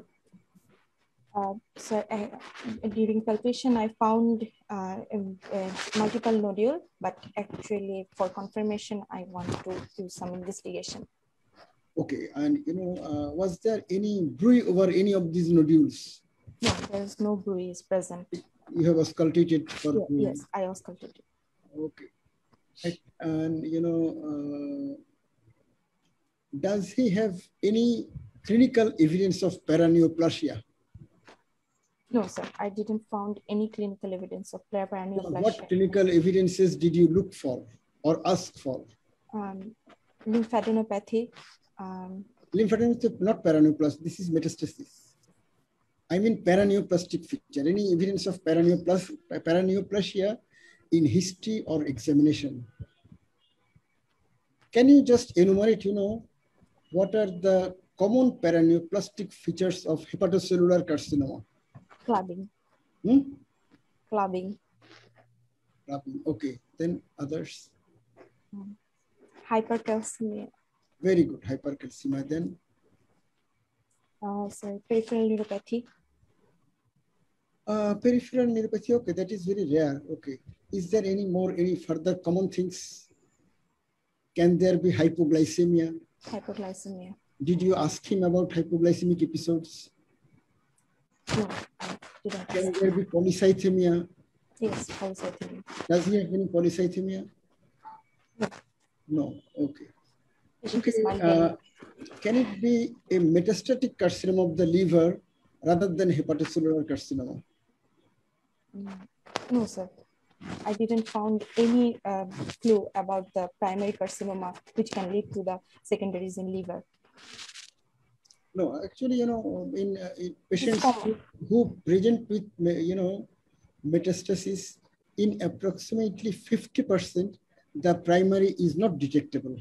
So on this basis that you didn't find the primary, you can't claim that this is primary hepatocellular carcinoma. You just tell me what are the points in favor of hepatocellular carcinoma and against secondary metastasis in the liver. Just because, whenever you find multiple nodules, we usually think secondary metastasis, not primary. In primary, usually nodule is 1 or 2, maximum 3, not multiple. So you give me your arguments in favor of hepatocellular carcinoma. My points in favor of hepatocellular carcinomas are there is a strong clinical history which is rapidly deteriorating and rapidly deteriorating clinical scenarios, and there is a clinical evidence of chronic hepatitis B, and on clinical examination there is a hard liver which is tender, and there is a sharp margin, and that's all. But you have to be more focused. Out of all your points, I agree with tender. Liver is tender in hepatocellular carcinoma, and liver is almost never tender in metastasis. That is one point I take. But other points are not that much conclusive. But there are other stronger points, stronger evidences, and some of the evidences you have already mentioned during your presentation. For example, the patient has splenomegaly. Is it a point in favor of primary or secondary? Sir, it is primary. So you could give this as a point also, isn't it? Okay, and is there any reason to suspect spontaneous bacterial peritonitis in this patient? No, I didn't find any reason that I can suspect a spontaneous bacterial peritonitis. Can you tell me when we should suspect spontaneous bacterial peritonitis in a patient with cirrhosis? Patient has fever. Patient presented us with fever, abdominal pain, and there is rebound tenderness is found during examination. And does diffuse pain in abdomen? He has got a pain, you have said, but that is not diffuse. Fever is not a common feature of spontaneous bacterial peritonitis, but rapid increase in ascites is a feature. You didn't mention about whether the abdominal distension was rapid in the recent weeks, that you didn't say. That is one point that might have helped us. Okay, you have very categorically replied that the patient doesn't have hepatic encephalopathy. Can you tell me one point from history that would hint at the presence of hepatic encephalopathy? Sorry, sir, I didn't understand. One point in history. Yes, sir. That would indicate the presence of hepatic encephalopathy. হিস্ট্রিতে একটা point আমাকে বলো, আছে একাধিক point আছে, কিন্তু একটা point আমরা জিজ্ঞেস করতে কখনো মিস করি না। মানে আমরা যারা তোমাদের আগের জমানার মেডিসিনের ডাক্তার, আমরা একটা পয়েন্ট কখনো মিস করি না। সেই পয়েন্টটা কি হতে পারে? হেপাটিক এনসেফালোপ্যাথি আছে কিনা বোঝার জন্য। Sir, I have two different, like sleep disorder and constipation. না, Sleep disturbance. constipation তো precipitating factor, রাতে জেগে থাকা, not a manifestation. alter sleep daytime somnolence, inversion of the sleep rhythm, ওটা তো জিজ্ঞেস করা দরকার ছিল, মনে হয় যে তুমি জিজ্ঞেস করোনি এটা, তাই না? আচ্ছা, আর তুমি আমাকে এক্সামিনেশনে বলছো কনস্ট্রাকশনাল অ্যাপ্রাক্সিয়া আর ফ্ল্যাপিং ট্রেমর আর প্লান্টার রেসপন্স, এই তিনটা তুমি ওনাকে উত্তর করছো, তাই না? এগুলি সবই একটু অ্যাডভান্সড হেপাটিক এনসেফালোপ্যাথিতে পাওয়া যায়, আর একটু আর্লিয়ার, যে যখন এগুলো ওভার্ট হয়ে উঠেনি তখনও কিন্তু আমরা একটা এক্সামিনেশন করে একটা পেতে পারি, সেটা কি বলতে পারো? স্যার ম্যাচিং স্টিক্স দিয়ে, মানে সিম্পল কোনো তো কনস্ট্রাকশনাল হাইপারটেনশন তুমি বলছো এটা, তুমি যে বলছো আমি উইথ ডিউ ক্রেডিট ওটা মনে রেখে দিচ্ছি, ভুলি নাই, যে আমার নিগার কনস্ট্রাকশনাল হাইপারটেনশন বলে দিচ্ছে, আমি খুব খুশি। কিন্তু আমি বলবো আরেকটু, এগুলো কিছু ডেভেলপ করেনি, অথচ ক্লিনিক্যালি আমরা বুঝবো আরেকটা পদ্ধতি আছে, সেটা কি তোমাকে একটু ইঙ্গিত দিয়ে দিতে পারি। অ্যাঙ্গুলার জাইরাস আর সুপ্রা মার্জিনাল জাইরাসের ডিসফাংশনের কিছু ফিচার আসে। Sir orientation about the time place, তো সেটাও অ্যাডভান্সের ফিচার। কখনো কখনো বলা ডিসক্যালকুলিয়া বা অ্যাকালকুলিয়া, মানে হিসাব করতে পারছে না। অ্যাসেস করছো কিনা বলো? ওটা অ্যাসেস করোনি, তাহলে তুমি স্যারের প্রশ্নের উত্তরে যে স্ট্রেট বলে দিলা যে এনসেফালোপ্যাথি নাই, এটা এতটা স্ট্রেট বলা যে ঠিক হয়নি, তো বুঝতে পারছো এখন, তাই না?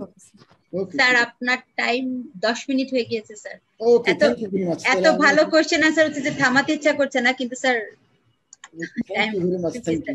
না, উপায় নেই, আমিও নিরুপায়। Thank you very much sir. মনে হচ্ছে আসলে পরীক্ষার হলে আমরা বসে আছি। এখন কি স্যার জলিল স্যার একটু কমেন্ট করবেন না? স্যার আমরা অডিয়েন্স থেকে কিছু কোশ্চেন নিব স্যার। তারা অডিয়েন্সের কাছ থেকে কিছু না ভাবে, অডিয়েন্স আমাদের কাছে অনেক কিছু জানতে চাইতে পারে। খুবই একদম পারফেক্ট পরীক্ষার কেস ছিল, এই ধরনের পেশেন্ট তো প্রচুর থাকে স্যার। এগুলো আমাদের, মানে আমাদের অডিয়েন্সের কাছে আমাদের জবাবদিহিতার ব্যাপার আছে। আমি কোনো ভুল করলে আমরা সবাই কথা বলবো না, কথা বলবো না, সারা জীবন কথা বলছি, সারা জীবন বলে কথা বলছি। এখন আমার মনে হয় যে ক্লিনিক্যাল মেথড শেখানোর এত চমৎকার পরিবেশ আমি অনেকদিন পাইনি আসলে। স্যার অডিয়েন্সের কাছে যাওয়ার আগে স্যার আমাদের প্রেজেন্টারদের প্রেজেন্টেশন সম্বন্ধে একটু কমেন্ট করে আমরা স্যার, মানে presentation sir as a whole. হ্যাঁ, প্রেজেন্টারদের প্রেজেন্টেশনে আমি বলবো যে ভালোই, মানে যদিও আমি বলবো যে যদি বলি যে তারা অ্যাডভান্স রেসিডেন্ট হয়েছে কিনা সেটা যদি জিজ্ঞেস করা হয়, আমি বলবো যে আমরা দুজনের কেউ অ্যাডভান্সড হয়নি, তবে তারা মাঝারিটা শেষ করছে, তারা একটা ইন্টারমিডিয়েট লেভেলে আছে আর কি। হ্যাঁ, এতদূর বলতে পারি। যেমন আমি বলবো যে সত্যিকার অর্থে নিগারের প্রেজেন্টেশনে যে জিনিসটা আমার একটু অপছন্দ হয়েছে, ও সবকিছুই প্রেজেন্ট টেন্সে বলছে। ওর তো রোগীর হিস্ট্রি নেওয়া হয়ে গেছে, কিন্তু আগে এক্সামিনও করছে আগে, কাজে সবই পাস্ট টেন্সে বলা উচিত ছিল, যেখানে ও সব প্রেজেন্ট টেন্সে বলছে। এইটা একটা। তারপরে ওই যে আমি যেটা এর ব্যাপারে বললাম, ফারিহার ব্যাপারে, যে selection of the negative points, কোনগুলো নাই সেগুলো প্রপারলি সিলেক্ট করতে হবে।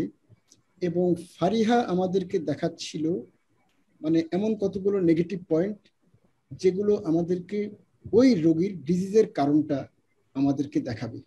অথবা আমি আর একটু যোগ করছি, যেগুলো ডিজিজের ডিফারেন্সিয়াল ডায়াগনোসিস এবং ডিজিজের সাবটাইপ, মানে মায়োস্থানিক গ্রাভিস সাবটাইপের সম্পর্কে আমি কিছু বলছি।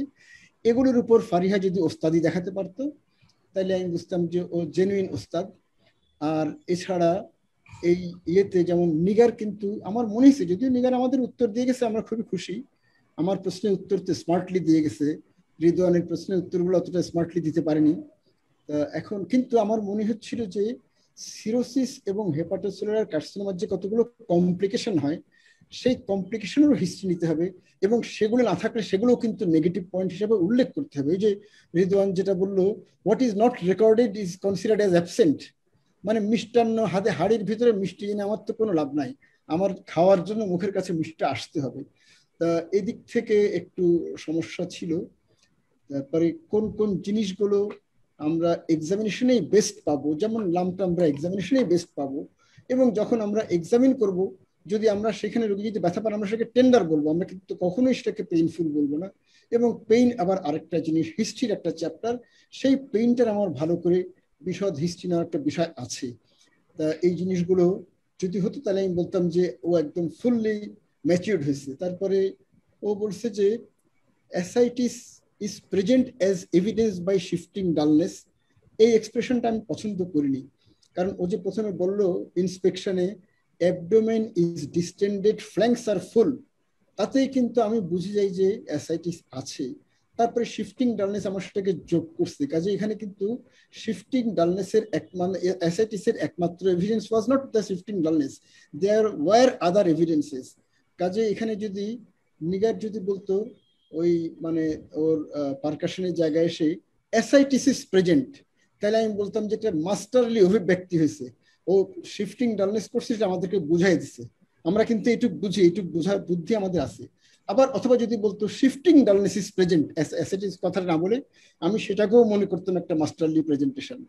তা এই আর কি মোটামুটি আমি বলবো যে প্রেজেন্টেশন গুলো পুরোপুরি মাস্টারলি হয়নি, কিন্তু ভালোই হয়েছে ওভারঅল। আমি মানে ওদের মানে নিগারকে নিয়ে পরীক্ষা, ফারিয়াকে নিয়ে তো আমাদের পরীক্ষা না, নিগারকে ডেফিনেটলি আমি পাস মার্ক দেবো, মানে স্লাইটলি অ্যাবাভ পাস মার্ক।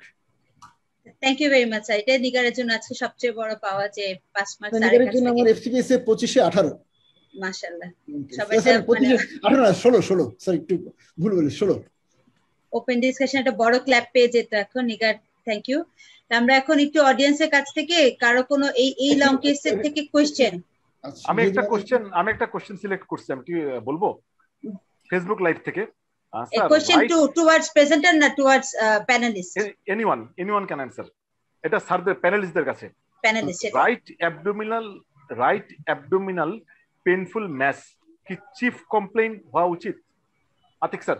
না, ওইটা আমি তো বললাম, আমি বলবো যে পেইনফুল ম্যাসটা আমি বলতে পারবো না। যদি পেইন থাকে প্রমিনেন্ট, তাহলে আমি রাইট আপার অ্যাবডোমিনাল পেইনকে আমি চিফ কমপ্লেইন হিসেবে রাখবো, আমি ম্যাসকে সেখানে চিফ কমপ্লেইন রাখবো না। আমাদের খেয়াল রাখতে হবে একজন রোগীর 20-25টা কমপ্লেইন থাকতে পারে, আমরা কিন্তু চিফ কমপ্লেইন বলতে শুধু বুঝাবো যেই কমপ্লেইন গুলো রোগীকে সেই মুহূর্তে তাড়া করে ডাক্তারের কাছে নিয়ে আসছে, সেগুলিকে আমরা বলবো চিফ কিংবা প্রেজেন্টিং কমপ্লেইন। কাজেই আমরা সেখানে ম্যাসটা আনলেস ম্যাসিভ এবং তার ড্র্যাগিং সেন্সেশনটা রোগীকে অ্যাটেনশন ড্র করে নিচ্ছে ওই ম্যাসের দিকে, এমনটা যদি না হয়, a mass, presence of a mass usually doesn't become the chief complaint. Thank you sir. আর দুইটা কোশ্চেন নিয়ে নিই আমি একটা কমেন্ট করি ওই যে প্রেজেন্টেশন গুলোর উপর, ইফ ইউ অ্যালাউ মি। অবশ্যই স্যার ভেরি ব্রিফলি। সেটা হচ্ছে ওই যে দুইটা প্রেজেন্টেশনেই আমি একটা ভায়োলেশন অফ প্রিন্সিপল দেখেছি। ভায়োলেশন অফ প্রিন্সিপলটা হচ্ছে যে a list of differential diagnosis has to be formulated from the chief complaints, then they are reduced or increased during the other histories and physical examination. এই জায়গাটাতে অসুবিধা থাকার কারণে অনেকগুলা জিনিসগুলা কয় নাই। তাহলে আমি বলবো যে এটা একটা প্রিন্সিপাল নীতিমালা, যে যখনই বলছে weakness of all four limbs, একটা ডিডি হয়ে যেতে হবে। এটার সাথে যখন বলছে weakness of drooping of the upper eyelid, আরেকটা লিস্ট অফ ডিফারেন্সিয়াল ডায়াগনোসিস, কতগুলো বাত হয়ে যাবে, কতগুলো নতুন অ্যাড হয়ে যাবে। এরপরে যখন বলছে উইকনেস অফ দি নেক, তখন কিছু বাত হয়ে যাবে, কিছু আবার নতুন করে অ্যাড হয়ে যাবে। তাহলে এই list of differential diagnosis has to be formulated from the chief complaints and then in the presenting complaint এবং যে আদার হিস্ট্রির মধ্যে আমরা আরো narrowing the list of differential diagnosis. বলে যে আমার প্রথম চিফ কমপ্লেইন্ট থেকে যখন আমি ডিফারেন্সিয়াল ডায়াগনোসিস করতেছি, তখন এটা বিরাট লিস্ট হবে, হয়তো 50টা হয়ে গেল। কিন্তু যখন বাকি হিস্ট্রি এবং ফিজিক্যাল এক্সামিনেশন গুলো করবো, তখন কিন্তু একটাতে চলে আসা সম্ভব। যেমন in the case of myasthenia gravis, it could be have come to a single diagnosis from a list of 50 diagnosis. তাহলে এটা হচ্ছে একটা নীতিমালা। এই নীতিমালাটা এই দুইটা প্রেজেন্টেশনেই অভাব ছিল, এবং এটা আমি দেখি যেটা আমাদের বেশিরভাগ হিস্ট্রি প্রেজেন্টেশনের মধ্যে এই জিনিসটা ডিফেক্ট আছে। আজকে যাদেরকে সুযোগ পাইছে ওদেরকে এই জিনিসটা স্মরণ করে দিলাম যে you need to formulate a list of differential diagnosis from the chief complaints. এরপর আপনি এটাকে বাড়াবেন ডিফারেন্সিয়াল ডায়াগনোসিস না কমাবেন, depends on other history and physical examination. Thank you very much. আচ্ছা আমি একটা জিনিস হুমায়রা, আমি একটা জিনিস একটু সবাইকে মনে করাই দিই। আমি এবং রিদওয়ান দুইজনই তোমরা দেখলে যে 6 মিনিট পার হয়ে গেছে, আমি 10 মিনিট, রিদওয়ান 8 মিনিট পরীক্ষা নিছি। আমরা কিন্তু ইনভেস্টিগেশন আর ম্যানেজমেন্টে যাওয়ার কোনো সুযোগই পাইনি। তার মানে এখানে যারা উপস্থিত আছে যারা বুঝতে পারো যে এই যে বিসিপিএস বা আমাদের এমডিএ পরীক্ষা সবগুলোতে কিন্তু হিস্ট্রি এবং এক্সামিনেশনারি পরীক্ষার সিংহভাগ পার হয়ে যায়। যারা এগুলো ভালোভাবে বলতে পারে, ডিফেন্ড করতে পারে, তারা পাস করে, যারা এগুলি পারে না তারা ফেল করে। এবং সত্যিকার অর্থে ইনভেস্টিগেশন, ডায়াগনোসিস, মানে ট্রিটমেন্ট, এগুলোতে যাওয়ার সুযোগ কিন্তু আমরা এই 6 মিনিটে কখনোই পাই না। আমরা 10 মিনিটে পাইনি, 6 মিনিটে কোথা থেকে পাবো? কাজে এদিকে তোমাদের ঝানু হতে হবে, এই প্রেজেন্টেশন, হিস্ট্রি, এক্সামিনেশন, এগুলিতে ঝানু হতে হবে। Thank you very much sir. এটা একদম একটা পরীক্ষার স্টাইলে হয়েছে, তো খুব সবার জন্য খুব উপকার হওয়ার কথা। আমাদের অডিয়েন্সের কাছে কি কার কোনো কোয়েরি আছে ডক্টর ইহসান? আমি দুই একটা কোশ্চেন, এখানে তো অনেক কোয়েরি আছে, আমি ফেসবুক লাইভ থেকে দুই একটা কোশ্চেন নিয়ে নিই শুধু। Thanks for such good session. My question is will portal hypertension will come in the provisional diagnosis? না, আমি বলবো পোর্টাল হাইপারটেনশন আসবে না, কারণ পোর্টাল হাইপারটেনশন এবং হেপাটোসেলুলার ডিসফাংশন এই দুটার সমন্বয় তো হচ্ছে সিরোসিস। নিগার কিন্তু সিরোসিসটা বলে গেছে, যখন সিরোসিস বলে দিছে তার মধ্যে বলবো যে পোর্টাল হাইপারটেনশনটা নিহিত ছিল ওর কথার মধ্যে। ওই সিরোসিস যদি আমরা বলে ফেলি, যদি আমরা বুঝে যাই সিরোসিস, তাহলে আলাদাভাবে পোর্টাল হাইপারটেনশন, হেপাটোসেলুলার ডিসফাংশন এগুলো আলাদাভাবে বলার আর কোনো গুরুত্ব থাকে না। যেমন আমরা যদি মনে করি যে অ্যাকিউট ডায়রিয়াটা ফ্রম ডিফারেন্ট থেকে ইনফরমেশন থেকে যদি বুঝি যে এই অ্যাকিউট ডায়রিয়াটা কলেরা, তাহলে আমি কলেরাই বলবো, আমি আর অ্যাকিউট ডায়রিয়া বলবো না। Thank you sir. আমরা আর কোশ্চেন নিচ্ছি না, over to doctor Humaira Tahsin. আমরা খুব অসাধারণ একটা সেশন দেখলাম, মনে হচ্ছে শুনতেই থাকি, কিন্তু স্যার টাইম লিমিটেশন তো আমাদের আছে। তো আমরা ফাইনাল কমেন্ট একটু জলিল স্যারের কাছ থেকে শুনতে চাচ্ছি, শুনে আমরা ক্লোজ করে দিব। আপা আরেকটা জিনিস, সেকেন্ড কেসের ডিডি গুলো শুনতে চাচ্ছিল কয়েকজন। ডিডি কি হবে? সেকেন্ড কেসের ডিডি এটা কি আমরা নিগারের কাছ থেকে শুনবো? নিগার, আপনার ডিডি কি রেখেছিলেন? ম্যাডাম আমি ডিডি রেখেছিলাম secondaries in the liver and তারপরে ছিল ma'am disseminated tuberculosis and lymphoma. Ridwan sir, DD গুলো কি ঠিক আছে? Secondaries in the liver, abdominal TB বললেন না, না ডিসামিনেটেড টিউবারকুলোসিস আর টিউবারকুলোসিস, লিম্ফোমা। রিদওয়ান স্যার না, জিনিসটা হচ্ছে কি, এগুলো বলার আগে আমাকে ওই যে chronology of illness and progression to present symptom এটা দেখতে হবে। যেমন লিম্ফোমা, একটা এক্সট্রা লিম্ফেটিক লিম্ফোমা হবে, এত র্যাপিডলি ডিটারিয়েট করে যাবে, হয়ে যাবে। এবং এটা আমি একটু অপছন্দ করি যে সব, আমি দেখি যে পরীক্ষা নেওয়ার সময় ডিফারেন্সিয়াল ডায়াগনোস হচ্ছে দুইটা, একটা হচ্ছে টিবি আর একটা হচ্ছে লিম্ফোমা। কারণ হচ্ছে এই দুইটা বলে যে এই দুইটা করবে না এমন কোনো কিছু নাই দুনিয়াতে, শুধু ফ্র্যাকচার আর প্রেগন্যান্সি ছাড়া। তাহলে এই জন্য এই এই এই সব জায়গায় এটা লাগাই দিলে আপনি না বলতে পারবেন না বলে একটা লাগাই দিলেই হলো না। এরকম ডিফারেন্সিয়াল ডায়াগনোসিস হওয়া উচিত না, ডায়াগনোসিস গুলো প্লজিবল হতে হবে। তাহলে যেটা আতিক ভাই বারবার এমফাসাইজ করেছে যে পেইন আগে শুরু হলো না লাম্প আগে শুরু হলো, তাহলে মোস্ট অফ দ্য টাইম এটা মনে করেন যে পেইন এবং লাম্প দুইটা একসাথে হয়ে যদি বড় হয়ে যায় এটা ইনফ্লামেটরি চিন্তা করতে হবে। তাহলে এটা যেহেতু একটা আসছে, এই জন্য আমি ওই হিস্ট্রি গুলো ওকে জানতে চেষ্টা করছিলাম যে তুমি ইউনিট টু সেগ্রিগেট, আতিক ভাই বলেছে, আমি একই জিনিসগুলো আবার বলতে চাই না। তাহলে এভাবে করে আমাদেরকে একটা ডায়াগনোসিসের দিকে চিন্তা করতে হবে যেটা প্লজিবল। এই জন্য সবকিছু, তাহলে এখানে অবশ্যই একটা space occupying lesion in the liver over and above firm to hard consistency of the liver and multinodular surface. এটার উপরে একটা সেপারেট নডিউল আছে যেটা নট দ্যাট টেন্ডার, কিন্তু patient complains of some pain. এই দুটা কিন্তু আলাদা জিনিস, দুইটাকে এক করে ফেললে কিন্তু হবে না।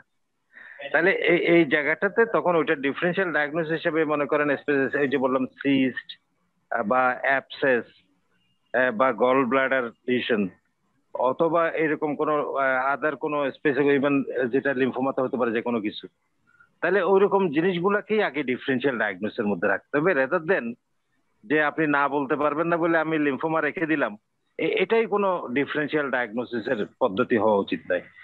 তো এটা অবশ্যই একটা সিস্ট একটা মানে ফার্স্টে তো অবশ্যই সেকেন্ডারি হবে, কারণ হচ্ছে লিভারে মাসলেশন গুলা বলে যে 55% আর সেকেন্ডারি এবং 45% হচ্ছে প্রাইমারি। এই জন্য ফার্স্ট ডিফারেন্সিয়াল ডায়াগনোসিস সেকেন্ডারি। তাহলে সেই হিসাবে secondary will be the first differential, even if you say because the patient has hepatitis B, patient has evidence of cirrhosis and portal hypertension, so we need to bring the primary here. তাহলে এই জন্য secondary next. তারপরে হচ্ছে cystic lesion বা space occupying লিশনের যেসব differential diagnosis গুলো আছে ওগুলোকে নিয়ে আসতে হবে, rather than bringing tuberculosis and lymphoma here. These are rare presentation of such weakness এবং very relatively rapidly progressive with weakness, wasting, etc. That will be my saying. Okay, thank you sir. আমি একটু আমাদের মাঝে আবার বাংলাদেশের মেডিসিনের দুজন অত্যন্ত গুরুত্বপূর্ণ ব্যক্তিত্ব, আমাকে বাইরে যেতে হবে, আমাকে আরেকটা প্রোগ্রামের কথাটাকে আরেকটু সাপোর্ট দেওয়ার জন্য জাস্ট একটা প্রশ্ন করতে চাই, এটার উত্তর নিগারও করতে পারে বা অন্য কেউ করতে পারে। নিগার বলো আমাকে যে লিভারের যে সেকেন্ডারি মেটাস্টাসিস তাতে কখনো স্প্লেনোমেগালি হতে পারে কিনা? আমি বারবার ধরে নিচ্ছি যে তোমরা কিন্তু আমাদের কাছে হায়ার লেভেলের রেসিডেন্টস। আরে নিগার বলো কি পারে কিনা? বলো যে অবশ্যই পারে, কারণ কখনো কখনো পোর্টাল ভেইন থ্রম্বোসিস হতে পারে, তাই না? ওখানে অ্যাডজেসেন্ট পোর্টাল ভেইন, তার মানে এই যে হেপাটোসেলুলার কার্সিনোমা মেটাস্টাসিস, এটার জন্য পক্ষে বিপক্ষে যে পয়েন্ট কোনোটাই কিন্তু অ্যাবসলিউট না। আমাদের ওভারঅল আমাদের পাল্লায় সব যোগ করতে হবে যে ওভারঅল ওয়েট অফ এভিডেন্সেস আমাদেরকে কোন দিকে নিচ্ছে, এই আর কি। হ্যাঁ, থ্যাংক ইউ স্যার। আমি আমাদের মাঝে মেডিসিনের আরো দুজন অত্যন্ত গুরুত্বপূর্ণ ব্যক্তিত্ব উপস্থিত আছেন, প্রফেসর রোবেদ আমিন স্যার, প্রফেসর এম এ ফয়েজ স্যার। যদি আপনারা আমাদের আজকের প্রেজেন্টেশনের উপর কোনো কমেন্ট করেন তাহলে আমরা খুব খুশি হব। এটা বললে তো আমি পরীক্ষা নিতে রাজি হইতাম না, ওনারা তো বসে বসে আমার পরীক্ষা নিছেন। আমিও নিতে রাজি হইতাম না। রোবেদ আমিন স্যার যদি কিছু বলেন আমরা খুশি হব। No sorry, thank you very much. আমি আসলে চেম্বার থেকে বলছি আর কি, আমি আসলে রোগী দেখছিলাম তো, এই জন্য I miss the important session. Actually আমি তো ফারিয়ার এটা শুনতেই পারিনি because I was seeing the patient. নিগারেরটা আমি আসলে কিছু কিছু শুনেছি, বাট আমি আসলে সৈয়দ আতিকুল হক স্যার, রিজওয়ান স্যারের কথাই শুনছিলাম। আমি আসলে তেমন কিছু বলতে চাচ্ছি না। It is always best to listen rather than to say many things. এই জন্য আমি কেস নিয়ে কিছু প্রথমটা তো বলতেই পারবো না, বাট পসিবলি এটা হয়তো নিউরোলজিক্যাল কোনো ম্যানিফেস্টেশন ছিল, আমি শেষের দিকে যদি ভুল না করে থাকি। এবং কিছু টার্মিনোলজি আমরা শুনেছি আর কি, যে টসিসের একটা পেশেন্টের সম্ভবত ছিল এবং তার উইকনেস। সো ইউজুয়ালি যেটা হয় স্যার যেটা বলেছেন, আমি বলবো যে এখানে দুইটা ইম্পর্টেন্ট পয়েন্ট হচ্ছে ক্লিনিক্যালি যখন কেস গুলা প্রেজেন্ট করে ইন ফ্রন্ট অফ টিচার, যে প্রভিশনালি আপনি কি ভাবছেন এবং ডিফারেন্সিয়াল কি ভাবছেন। You see, the provisional diagnosis the most important because you are presenting it without any features of the investigation. আপনি জানেন না ক্লিনিক্যালি পেশেন্টটাকে আপনি হাফ অ্যান আওয়ার দেখেছেন এবং within that part you make a clinical examination করেছেন, you make a compilation of the few symptoms and signs এবং তারপরে আপনি কিছু জাজমেন্ট করে তখন একটা provisional diagnosis করেছেন। So the most important part is the provisional diagnosis. এটা রেশনালিটির বিষয়টা অনেক ইম্পর্টেন্ট চলে আসে। যেমন আমি উদাহরণ দিই যে একজন পেশেন্টের যে when the presentation is there, suppose একটা পেশেন্ট আমার কাছে ওইভাবে প্রেজেন্টেশন ছিল একজন স্টুডেন্টের, যে there was a feature of the hepatomegaly কিন্তু there was also features on the left side. উনি বলেছেন যে এক্সামিনেশনে features of consolidation, এটা ছিল ক্লিনিক্যাল এক্সামিনেশন। লেটার অন উনি যখন প্রভিশনাল ডায়াগনোসিস বলেছেন, উনি ডায়াগনোসিস বলেছেন liver abscess. This was his diagnosis. আমি বললাম how we can completely ignore the features of left-sided consolidation. তাহলে আপনি যদি ওটাকে টোটালি ইগনোর করে ফেলেন, it is not a total judgmental to a patient. At the totality নিয়ে আমরা যদি কোনো পেশেন্টকে ক্লিনিক্যালি ডায়াগনোস করতে চাই, you cannot ignore it. তাহলে এটা is a massive fault. এই ফল্ট গুলা অনেক সময় আমাদের স্টুডেন্টদের হয়। আর ডিফারেন্সিয়াল ডায়াগনোসিসে আমি যেটা বলবো যে ডিফারেন্সিয়াল মানে ডিফারেন্সিয়েট করাটা difficult, it should be there. মানে প্রভিশনাল ডায়াগনোসিস থেকে আপনি যদি ডিফিকাল্ট টু ডিফারেন্সিয়েট হয় তাহলে সেটাই লিস্টে আসতে হবে, নট দ্যাট আপনি এমন কতগুলা জিনিসকে নিয়ে আসলেন। যেমন নিগার সুলতানা, উনি উনার ভেরি প্রগ্রেসিভ একটা tender hepatomegaly with an ascites with a background history consistently with the chronic liver disease যদি থেকে থাকে তাহলে আমি বলবো যে you should stick to the part of malignancy rather than to make other differential diagnosis in this place. তাহলে কিন্তু এখন ধরেন disseminated TB is a common thing, কিন্তু আসলে কতটুকু কমন কিনা, how you make a confirmation, এগুলো জিনিসগুলো আসলে চলে আসে obviously. সেই জন্য লিস্ট মেবি আপনার 2টা 3টা হতে পারে, which will be difficult to differentiate from the primary origin. এটা যদি হয়ে থাকে তাহলে কিন্তু আসলে সিস্টেমিক ওয়েতে আপনি প্রেজেন্টেশন করতে পারেন provisional differential diagnosis. This is what initially আপনার হয়তো চার্ট বড় থাকতে পারে, but it will be always narrow down when you complete a proper history taken and examination. আমার কাছে মনে হয় যখন পেশেন্টটা প্রেজেন্ট করে as a part of salient feature হিসাবে এখানে কতগুলো কম্পোনেন্ট আছে, যে important positive history, very focused important negative history, important positive findings, এবং very importantly few negative findings. এই চারটাকে স্টেপ যদি আমরা করি তাহলে কিন্তু আসলে সুবিধা, কিন্তু sometimes the student misses this principle of the salient feature presentation. এবং প্রেজেন্টেশনের মধ্যে আপনি কোন জায়গাটাতে আসলে ইলাবোরেট করবেন এবং কোন জায়গাগুলোতে আপনি স্কিপ আউট করবেন, এটা যদি একটু প্ল্যানিং থাকে তাহলে প্রেজেন্টেশনটা আসলে অনেক বেটার হয় ফর দ্যাট. সো আমি মনে করি এগুলো জিনিস, আর যখন আমরা কোনো অ্যান্সার দিচ্ছি আর কি, যেমন ধরেন there was a one discussion on the part of constructional apraxia, তাহলে আপনি কি এক্সামিনেশন ফাইন্ডিং এর ভিতর কনস্ট্রাকশন রিলেটেড অ্যাপ্রাক্সিক ক্লিনিক্যাল সাইন গুলাকে মেনশন করেছেন কিনা, that is most important. So সেটা ট্রেইল ট্রেক টেস্ট হতে পারে, এটা পার্ট অফ স্টার হতে পারে, and then you maybe see a clockwise এর কোন রিকমেন্ডেশন হতে পারে. কিন্তু খেয়াল করতে হবে যে people may not get always যে আমার স্টার বুঝতে পারবেন, অথবা কনস্ট্রাকশন করার জন্য যেসব আমাদের লিটারেচার বেস জিনিস এগুলো নাও করতে পারে. সিম্পল কনস্ট্রাকশনের যদি প্রবলেমও হয়, that can also level as a case of constructional apraxia. আপনি যে ম্যাচের কাঠি থেকে একটা ম্যাচ নিয়ে আগুন জ্বালাচ্ছেন, এটা কিন্তু একটা কোঅর্ডিনেটেড ফাংশন লাগে, যে আপনি ম্যাচের কাঠি থেকে নিয়ে খুলে স্পার্কল করে এবং আগুন জ্বালাতে যাচ্ছেন. It also a construction.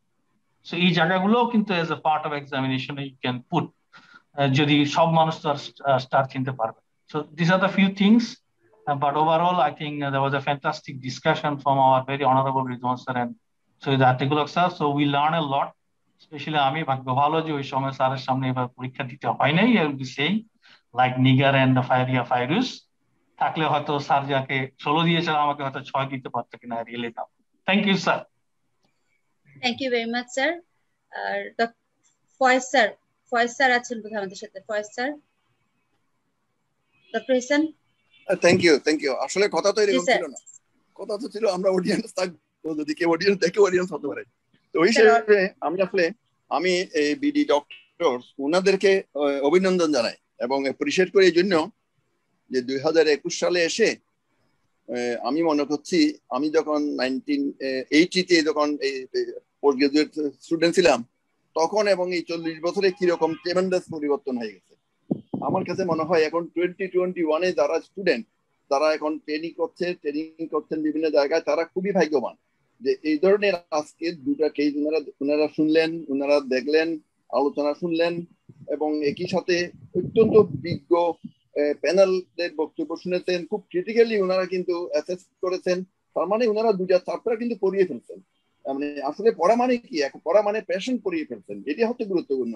একটা হচ্ছে নিউরোমাসকুলার জাংশনাল ডিসঅর্ডার গুলি ডিসকাশন করে ফেলছেন, আবার এদিকে ক্রনিক লিভার ডিজিজের একটা বিশাল অংশ ওনারা ডিসকাস করেছেন. এটা আমাদের যারা অডিয়েন্স আছে তারা তো একদিকে ভাগ্যবান বটেই, আর যারা একজন প্রেজেন্ট করছেন তারাও খুব তাদেরকে অ্যাপ্রিশিয়েট করার মতো. এই জন্য তারা অন্যদেরকে they participated in learning by the other peer.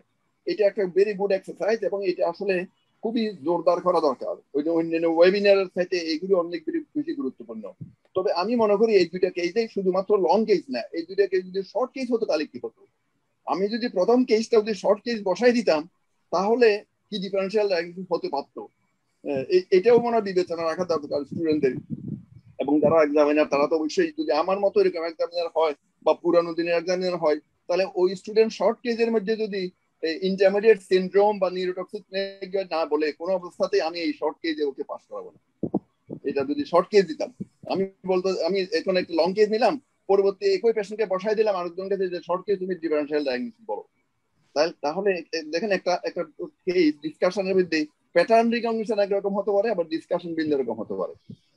ঠিক ঠিক তেমনি দ্বিতীয় কেসটা, এটা এখনকার দিনে কিরকম এক্সামিনাররা, আমি তো বেশ কিছুদিন আগে পরীক্ষা নিচ্ছি, আমি রিকালেক্ট করছি একই রকম একটা কেস আমাদেরকে পড়াচ্ছিলেন তৎকালীন আমাদের আইপিজিএমআর এর ডিরেক্টর প্রয়াত ন্যাশনাল প্রফেসর ইসলাম স্যার বলছিলেন, ইসলামে বলতাম আমরা, স্যার ইসলাম স্যার বলতেছিলেন যে এই যে রুগীটা দেখছেন, যদি এই যে ক্রনিক লিভার ডিজিজ হেপাটোমা বলে ফেললেন, উনি বললেন যে এটা আসলে এরকম অবস্থা, I don't think this is gallbladder mass. I don't think this is pancreatic mass. I don't think this is renal mass. I don't think this is liver abscess. But I think this is hepatoma. This cannot be anything other than hepatoma. যদি আমি মনে করি যে এরকম ভাবে যদি আমরা বলতে পারি, তাহলে আমাদের একসাথে স্মার্টনেস দেখানো হয়ে গেল যে আমি আসলে এটা কি মিন করছি। তবে আমি মনে করছি যে এটা এই রোজার দিনে এই সময়ে আপনারা যে অনুষ্ঠান করছেন, আমি মনে করছি এটা একটা great opportunity for the health care professional. ওরা যদি জানতো এরকম বিজ্ঞ আলোচনা হয়, তাহলে এখানে আমি যেটা দেখছি মানে হাজার হাজার হয়ে যেত। এখন বহু এই ধরনের প্রোগ্রাম আরো হোক।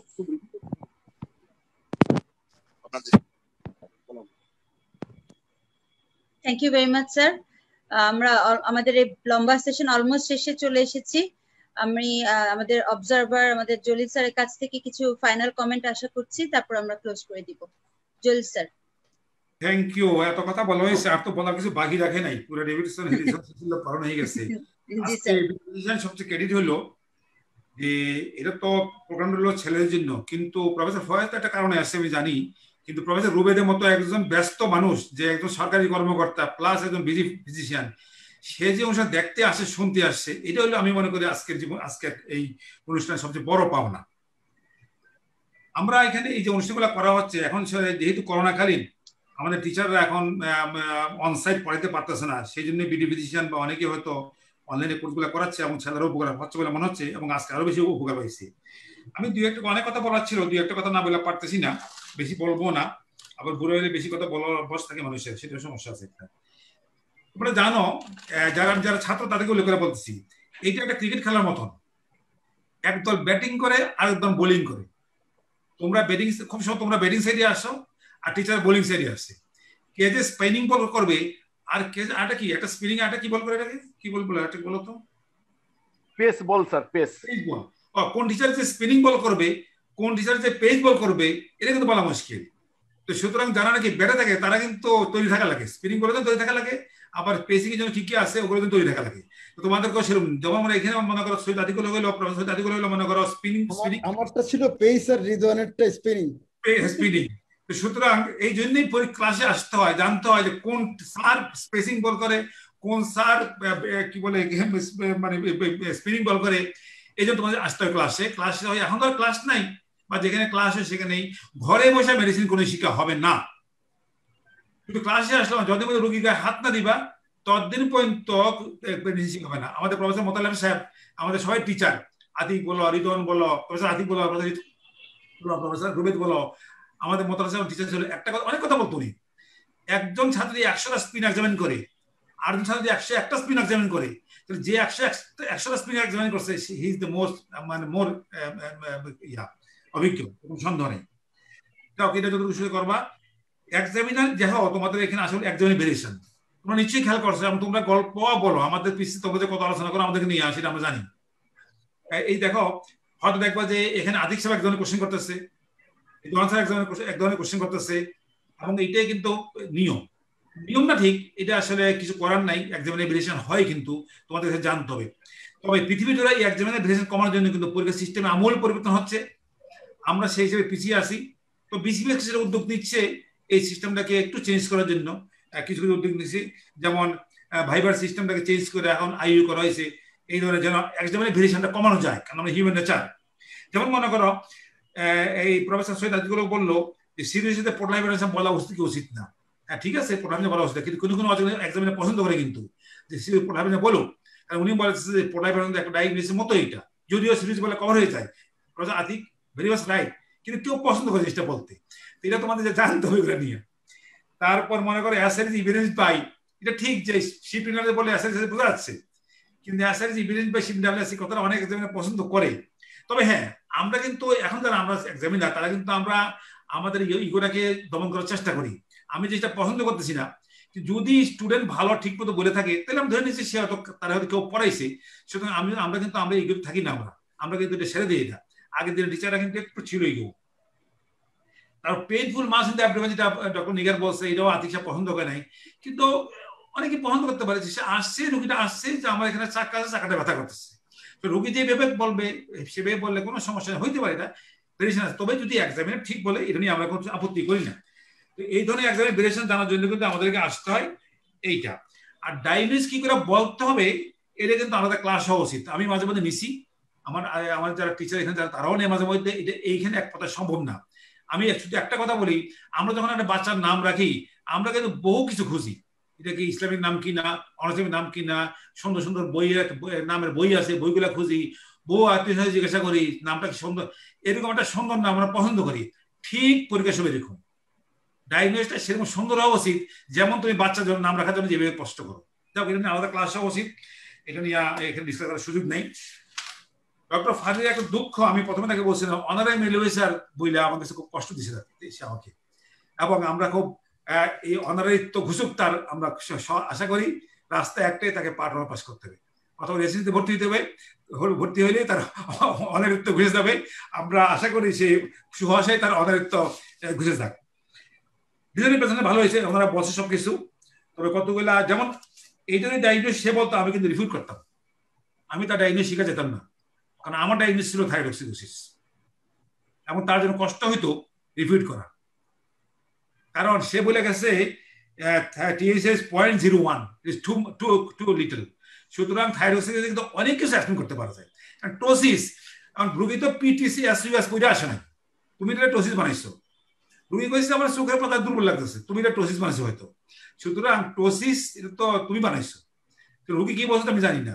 সুতরাং এটা কিন্তু খুব কষ্ট হলো তাকে রিপিট করা, যদি সে এটা আমাদের একদম টিচার আমাদের একদম পার্টিসিপেন্টও পড়াশোনা করছে এটা কিন্তু, এবং আমি তো মনে করি এটাকে ইভ্যালুয়েশন না করে ডিক্রিমেন্টাল না কি একটা করছে, এটা করা ঠিক হয়নি, অনেক টাকা নষ্ট খরচ করছে এখানে, কিন্তু ওই 400 টাকার জন্য সে টিফুর করে নাই বা এটা কিন্তু উচিত হয় না, এটা কিন্তু করতে হবে। অথবা অনেকে এক্সামে কমেন্ট করছে, আমি দেখছি চ্যাটে যে গ্রেডের সাথেও সরি মাস্টার গ্রেডের সাথেও কিন্তু থাইরয়েড থাকতে পারে, এটা কিন্তু করলে ভালো ছিল। যাক, এগুলা ওনারা বলছে, আমি আর ডিটেল যাচ্ছি না। আমি একটা গল্প বলবো, একটু সময় দিতে হবে। গল্পটা হলো বাস্তব। আমরা এই যে এক সেম জিনিস, আমার ঘনিষ্ঠ আত্মীয় বছর 2 আগে এরকমই সিমটম, ঘাম বাঁকা হয়ে যায়, চোখ বুঝে যায়, শরীর দুর্বল লাগে, নিয়ে বিখ্যাত একজন ডাক্তারকে দেখালাম। আমি নিজে গেছি, এবং আমিও একমত। প্রথমে ঠিক মাইস্টার ডায়াগনোস করা হয়েছে, এই আইস টেস্ট যা করে সব এগুলো মোটামুটি করা হয়েছে। ওইটা ওনার বলছে হ্যাঁ ওই কিসিলিন টেস্ট আইস ভাবে করেছে, এটা মাইস্টার গেছে, এবং ওনাকে যে প্যারিডেশন খাওয়ানো হয়েছে, মাইগ্রেস টাওয়ার খায় নেই, কিন্তু দেখা গেল কাজ হচ্ছে না। তারপরে আবার আরেক বিখ্যাত ডাক্তার কাছে গেলাম, এরপরে তো ইন্ডিয়ায় যাওয়া হইলো, এবং আলটিমেট ডায়াগনোসিসে যে এই রোগী ডায়াগনোস হইতে পারতো, এটা ছিল ব্লেফারোস্পাজম। ব্লেফারোস্পাজম ছিল সেটা ডায়াগনোসিস। টোসিস মানে কি, ওই চোখটা বন্ধই আসে, রোগী তো সেটা বলে নাই, রোগী বলছে চোখটা বন্ধই আসে, আমরা প্রথমে ভাবছি দেখে টোসিস বোধহয়, রোগী বলছে শরীর দুর্বল হয়ে যায়, হ্যাঁ হাত উপর দুর্বল লাগে, হ্যাঁ হাত দুর্বল লাগে, তো এই কথা সবই লাগছে আর কি। না আলটিমেটলি দেখা গেল এটা একটা ব্লেফারোস্পাজমের কেস ছিল, সাথে একটু পার্কিনসন ছিল, কারণ আমার ফাদারের পার্কিনসন ডিজিজ ছিল, সাথে একটু পার্কিনসন সিনড্রোম ছিল, সবটা মিলে ডায়াগনোস হয়ে গেছে। এই হলো তোমার ক্লিনিক্যাল ডায়াগনোসিস। সুতরাং পরীক্ষার সময় তোমার ডায়াগনোস বলার সময় সাবধানে বলবা। আর ডক্টর নিগার 6 মিনিট তার সময় ছিল, 3 মিনিটে কেন শেষ করলে বুঝলাম না। তার যেহেতু সময় ছিল, সে যদি একটু ডিটেলে বলতো তাহলে তাকে অনেক প্রশ্নের সম্মুখীন কম হইতে পারতো। এই জন্য টিচার তাকে প্রশ্ন করার অনেক সুযোগ পাইছি আর কি, আর একটু ইয়ে করতে পারতো। আর এখানে ওই যেটা নাকি পাস্ট টেন্স বলার উদ্দেশ্য আমার যেটা মনে হয়, যেহেতু কেসটা তো পরীক্ষার ধাঁচে দিচ্ছে যে অ্যাজ ইফ তার কেসটা সামনে আছে, সেই জন্যই সে তো প্রেজেন্ট ইউজ করছে বলে মনে হচ্ছে আমার কাছে। এটা হইতে পারে। আমি মনে করি আজকে বিশেষ করে যারা আজকে এক্সামিনার ছিল তাদের হাতে দিয়ে পাস করা কঠিন বলবো না আমি, তারা হলো বাংলাদেশের, আমি মনে করি আমার দৃষ্টিতে একদম দুজনই ভালো এক্সামিনার। কিভাবে ভালো এক্সামিনার? পাশের ব্যাপারে প্রশ্ন কঠিন করলেও সহজ করে কঠিন প্রশ্ন কেউ করে না, তোমাদের কঠিন করে, কিন্তু তারা পাস করার ব্যাপারে আমি জানি যে উদার। তুমি যদি পারো বা মোটামুটি পারো, প্রশ্ন যত কঠিন করো, ওরা কিন্তু আমি ফেল করাই না, আমি যদি জানি আর কি। সুতরাং এরকম ভয় কোনো কারণ নেই। তবে অনেক আলোচনা হয়েছে, আমরা অনেক কিছু আমরা বুঝতে পারছি, শিখতে পারছি, জানতে পারছি। ছেলেরা শুধু থিওরিক্যাল নলেজ তোমরা কিন্তু ইয়েতে পাবা, বইতে পাবা, কিন্তু how to present, how to make a diagnosis, how to discuss the case, how to give the answer, এটা শেখার জন্য কিন্তু এইসব ক্লিনিক্যাল কেস প্রেজেন্ট আসতে হয়। এবং আমরা, আমার মনে হয় এই ফিজিশিয়ান এই ব্যাপারে সার্থকতা অর্জন করছে। আমরা ভবিষ্যতে আরো কেস চাইবো। তবে আমার আরেকটা সাজেশন আছে, এই দুইটা কেস একত্র করলে টিচাররাও কনফিউজ হয়, ছাত্ররা কনফিউজ। আমার মনে হয় যে আমরা কেস ডিসকাস করি, পরীক্ষা করি, কিন্তু পরীক্ষা অনুষ্ঠিত করা ভালো। দুটো মিস করে কনফিউশন হয় আমাদের। ধরো যদি কেস ডিসকাস, যে একটা লং কেস, দুইটা শর্ট কেস হলো, শুধু পরীক্ষা হইলো, তার পরীক্ষার ডিসকাশন হইলো। আর যেদিকে সিএমই হবে সেদিকে সিএমই হবে, তাইলে বোধ হয় জিনিসটা বোধ হয় সুন্দর হয়। এটা চিন্তা করার বিষয় আছে, ভবিষ্যৎ দেখেও। তা আমি যারা দর্শক, আগে দর্শক বলবো, যারা মানে পার্টিসিপেন্ট, যারা নিশ্চয় তারা ভবিষ্যৎ এক্সামিনি, আশা করি কিছু না কিছু উপকার পাবেই, উপকার পাইছে তারা, তাদেরকে ধন্যবাদ অংশগ্রহণ করার জন্য। আর যারা প্রেজেন্টার, তারা ভালো প্রেজেন্ট করছে। আদিক সাহেব 16 দাও মানে ধরো যে 18 পাইছে, তুমি ধরে রাখো। আর ফারিয়া, নার্গিস, নিগার সুলতানা, তারা কিন্তু সবাই ভালো প্রেজেন্ট করছে। কারণ তারা, তোমরা জানো, তারা কিন্তু একজন অনারারি, দুজনে অনারারি কাছাকাছি। সুতরাং অনারারি থেকে বেশি কিছু আশা করবা। আতিক সাহেবের বাসায় তারা হইলো প্রাইমারি লেভেলের তারা কিন্তু এখনো পোস্ট লেভেলে, সেই মানে পার্ট 2 লেভেলে আসে নাই। সেই অনুযায়ী লেভেল চিন্তা করতে গেলে 16 পাইছে, আমি মনে করি ভালোই পাইছে। তো প্রফেসর আতিক, প্রফেসর রিদওয়ান এবং সর্বোপরি প্রফেসর ফয়েজ এবং প্রফেসর রুবেদ আমিনের অংশগ্রহণ এইটাকে অনেক মানসম্মত করেছে বলে আমি মনে করি। আমি এখানে বিদায় নিচ্ছি। এটাকে ক্লোজ করার জন্য আমি বিডি ফিজিশিয়ান বা ডক্টর হুমায়রাকে অনুরোধ জানাবো। Thank you very much sir, খুব অসাধারণ আজকে ডিসকাশন হয়েছে।